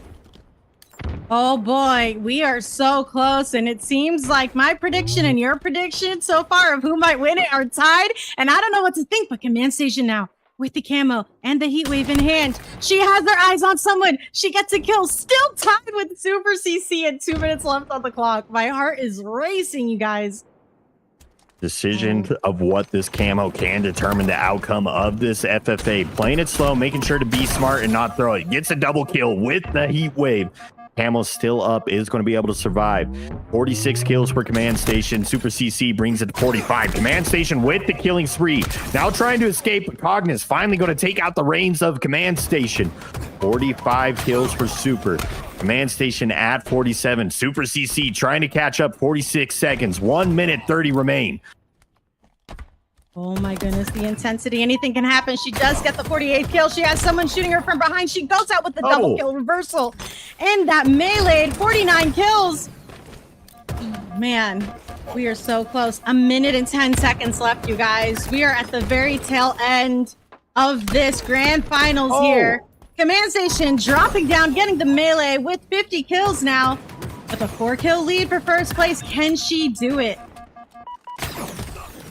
Under a minute remaining. Who will get first? Command Station starting to have a lead, but Super trying the best to bring this one back. Gets a double kill, brings it to 49. And it's going to be a 1-kill difference. Command Station at the 50. 49 kills for Super CC. Looking for this one. Command Station nerves in. 30 seconds remaining. Going to see one on the car one side. Is going to get that kill. Brings it up to 1. Super CC now brings it to 50. The 1-kill still difference with the 30 seconds here remain. Command Station with the perfect shot. Still going to get traded out, unfortunately, even though hitting those shots. 1 kill is still the difference. Can Super CC find a way? 15 seconds on the clock. Command Station with the lead of 2. Super CC pushing this bridge. It is Command Station that is in this bridge side. Can he get the kill? Does get the kill. Brings it to 52. 1 kill difference. 1, and he's going to be taken out. Command Station will win this next open by 1 kill. The nades were there. 53 kills from Command Station to secure this 4th open qualifier victory. Let's go, Command Station. I called it. I knew my girl would come through. And that's just so you guys put some respect on her name. This series is called the Command by Luminon FFA tournament for a reason. This girl is hungry and she wanted it. But I will say, man, everyone put up such an amazing fight. What an amazing series to watch. Super CC just doing everything he can, and then the battle in fridge to duke it out between first and second to so end cool. it. That was so good to watch. But I just have to say, it is amazing for me to witness once again her getting first place in the free for all. I love it. Massive fan here. She deserves her flowers. And if we get a chance, hopefully we can get Command Station here. We'd love to do a little interview and see what her thoughts were. But Petabot, tell me, what was your impressions and what did you think and how did you feel watching that end? That was so impressive. Both of those players try and capitalize. They had different strategies, but Command Station had a couple double kills there to secure that lead and made it to where even though Super was getting a lot of good kills, they could just never get that 1-kill hump. I thought that turning point was going to be in the fridge when it was 1v1 against Super and Command Station. And it could have been. Super did win that one, but the nades in the fridge side weren't enough. Super wasn't able to find that next kill. And looking at the scoreboard, if he did find that one, would have been how much of a flip, even though there's a 1 death difference. Yep. He was able to live there, would have been that much of a difference. But Command Station, just so much respect there. You know, letting the haters know, bringing it on through that, continuing to win free-for-alls. And you mentioned it before, nobody wants it more than her, and she proved that today. Absolutely. I'm so impressed, and I love seeing these stats. I mean, Super CC and Command Station, their stats are like so close and so Exact similar. KDA. The exact KDA is just insane. Just seeing that, it's so cool. And just, again, seeing how they were duking it out there in that fridge side, it was amazing. Unfortunately, Super CC just couldn't live. His shields wouldn't come back fast enough, and you're just like holding your breath for him. But man, and I will say, let's give that shout out to Nuclear Blaze because he put up a good fight. He was in first for a huge portion, too, of that match and was doing a phenomenal job and was so close. But then, unfortunately, the kills, the nades, the trades were just taking over. And Matty Matias, I mean, I feel like he didn't hit 4th place until at least halfway through that match. He definitely soared towards the end there. So built momentum, which was really, really good. But congrats to them. I do believe that the prize pool is distributed, I'm assuming amongst the top 7, if I'm not mistaken. We can get a confirmation on that later. But man, what a fantastic series. And now the next one is our invitational. Is that right? Yes. The next one is the invitational. And we just got confirmation that the prize pool will be spread amongst all 8 players. So Beautiful. still being able to qualify for this, you get a little bit of that for that, but Command Station was the one that brought it home. And as you mentioned, the next event Luminon's hosting is the Invitational for the free-for-all. So these last 4 have been kind of for us to get a feel who's been playing in these Luminon FFAs, who's the good players to watch out for. How can we make our lobbies on stream look like that? I mean, that was a perfect lobby, perfect example of these good players. So next they will be invited. The best of the best in the scene so far will be here in this Invitational. It'll be the biggest prize pool out of all of them. It'll be where all matters the most for these players. Absolutely. So if you guys are wanting to stay in tune with what's happening, make sure that you're following Luminon socials. Make sure you're in the Luminon Discord. I do believe there is a link here on the stream that you guys can click on to join the server. Luminon does have quite a bit of giveaways that they do, especially during these broadcasts where you can enter in. So make sure that you are participating in those because it's nice to be rewarded for watching people play Halo. But also, as we prepare for the Invitational, make sure that you're there, keeping your eyes. If you are an organization and you want some representation, you could sign a free-for-all player. Watch the Invitational, see how they perform. All these players are amazing, and some of them are not with organizations. So get that representation there too if you need it. But man, I do believe that we are trying to see if Command Station is available. Maybe we can ask her some questions and see how she's feeling after that fantastic tournament win. I know I was sitting here, y'all couldn't see me because the cams were off, but I was like, let's go. And I was so hyped up. It seemed like I was watching like a street fight or something. I was like, I can confirm. You can get, he did see me. I can see the camera, so I can confirm. I'm the only one that was, and our production was able to see that one, but she was getting hyped at that one supporting Command Station. My arms go up. I just start like, oh my gosh, it gets insane for me. My heart rate goes up when I watch these free-for-alls. So, I mean, I can't express it sometimes. I just have to move my arms. But real quick, want to give a massive shout out to Andy Eats Pros for the 5 gifted subs to Luminon. Thank you so much for those gifted subs. We really appreciate it. That helps Luminon so much with all the things that they're doing, such as putting together amazing tournaments like this one. They always have tournaments going on, not just free for all. So if you guys want to join in, you can. Any level, it doesn't matter. But we are going to continue forward. I believe next Sunday, same time frame with our Invitational. It's going to be amazing. It's going to be huge. So make sure that you're watching it as we prepare for the DreamHack Atlanta LAN, where we're going to get a glimpse of what's going to happen at that LAN event. So you guys, these are the best of the best free-for-all players that are playing right now in this tournament series. So make sure you're tuned in. Do not miss it. I'll be there. Will you be there? Fortunately, I won't be there, but I'll be watching. I'll be watching. So you will be there. You will be there. Not in the FF. I guess they don't. Will they stream the FFA? Yeah.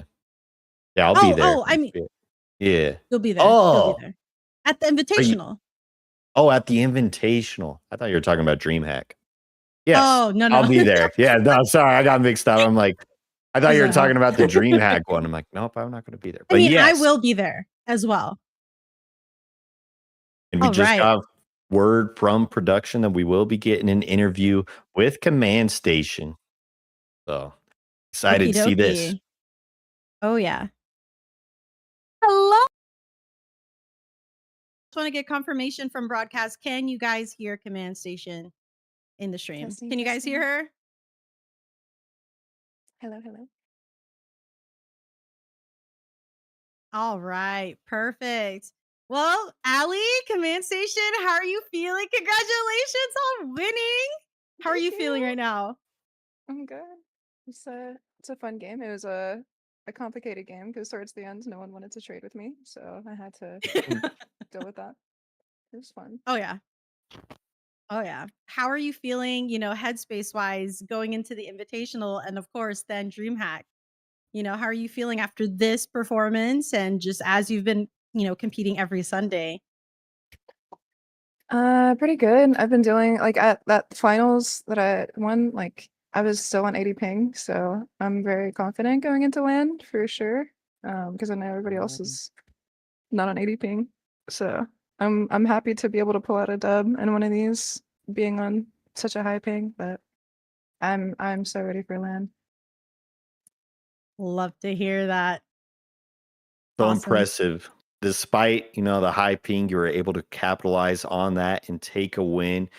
I know you've been working a lot of things working towards that land. If you were to narrow it down and name one thing, what has been the biggest improvement in your gameplay that's been helping you win these? Just confidence. I think like going to roof film and like knowing yourself and like going into any tournament with confidence is key. If you don't go into a tournament with confidence, you're probably not going to win it. That's just how it is. Like you got to have the utmost faith in yourself. And any online qualifiers or on LAN or whatever. So I'd say that, just working on that. I love to hear that because it's so true. And I love seeing how you're confident in what you can do and you advocate for yourself and you put yourself out there and you're constantly grinding. You know that I'm a big admirer of yours, but it's so I'm a big beautiful to admirer. see. Oh, turn off the cams. I'm just kidding. But no, we do have a really good bond and a huge respect. Our relationship, I feel like, is really strong. But I think that all came from watching you compete in the free for alls and seeing how dedicated you were and how you were always striving to improve yourself and keep your composure. How would you say this time around? How was your composure? Did you feel anxious or nervous at all, or were you just like listening to music and locking in? Like, how was that experience for you? I don't even know. Like, I'm not gonna lie, I was feeling kind of crusty when I got on. So like the first 2 rounds, like I barely pulled out like fourth and fourth, I think, or third and fourth. I just started warming up. I think just the more that I forgot the question, by the way, but the more that I played, I got warmed up and I felt pretty calm and collected, and I don't know. I think That, just that- not yeah, being that too answers nervy it. is key. Yeah, for sure. Thank you. Yeah, I had no idea. Sorry. No, she's still coming down from the adrenaline. I think the high No, of it's like no winning. It's adrenaline. okay. I'm just dude, I woke up at 7 a.m. this morning, which is like 3 or 4 hours before the tournament, and I was well rested, Mm-hmm. but I was like, you know what? I could sleep a little longer, and that don't ever do that. Don't ever do that. Bad idea. If you wake up naturally, Yeah, yeah.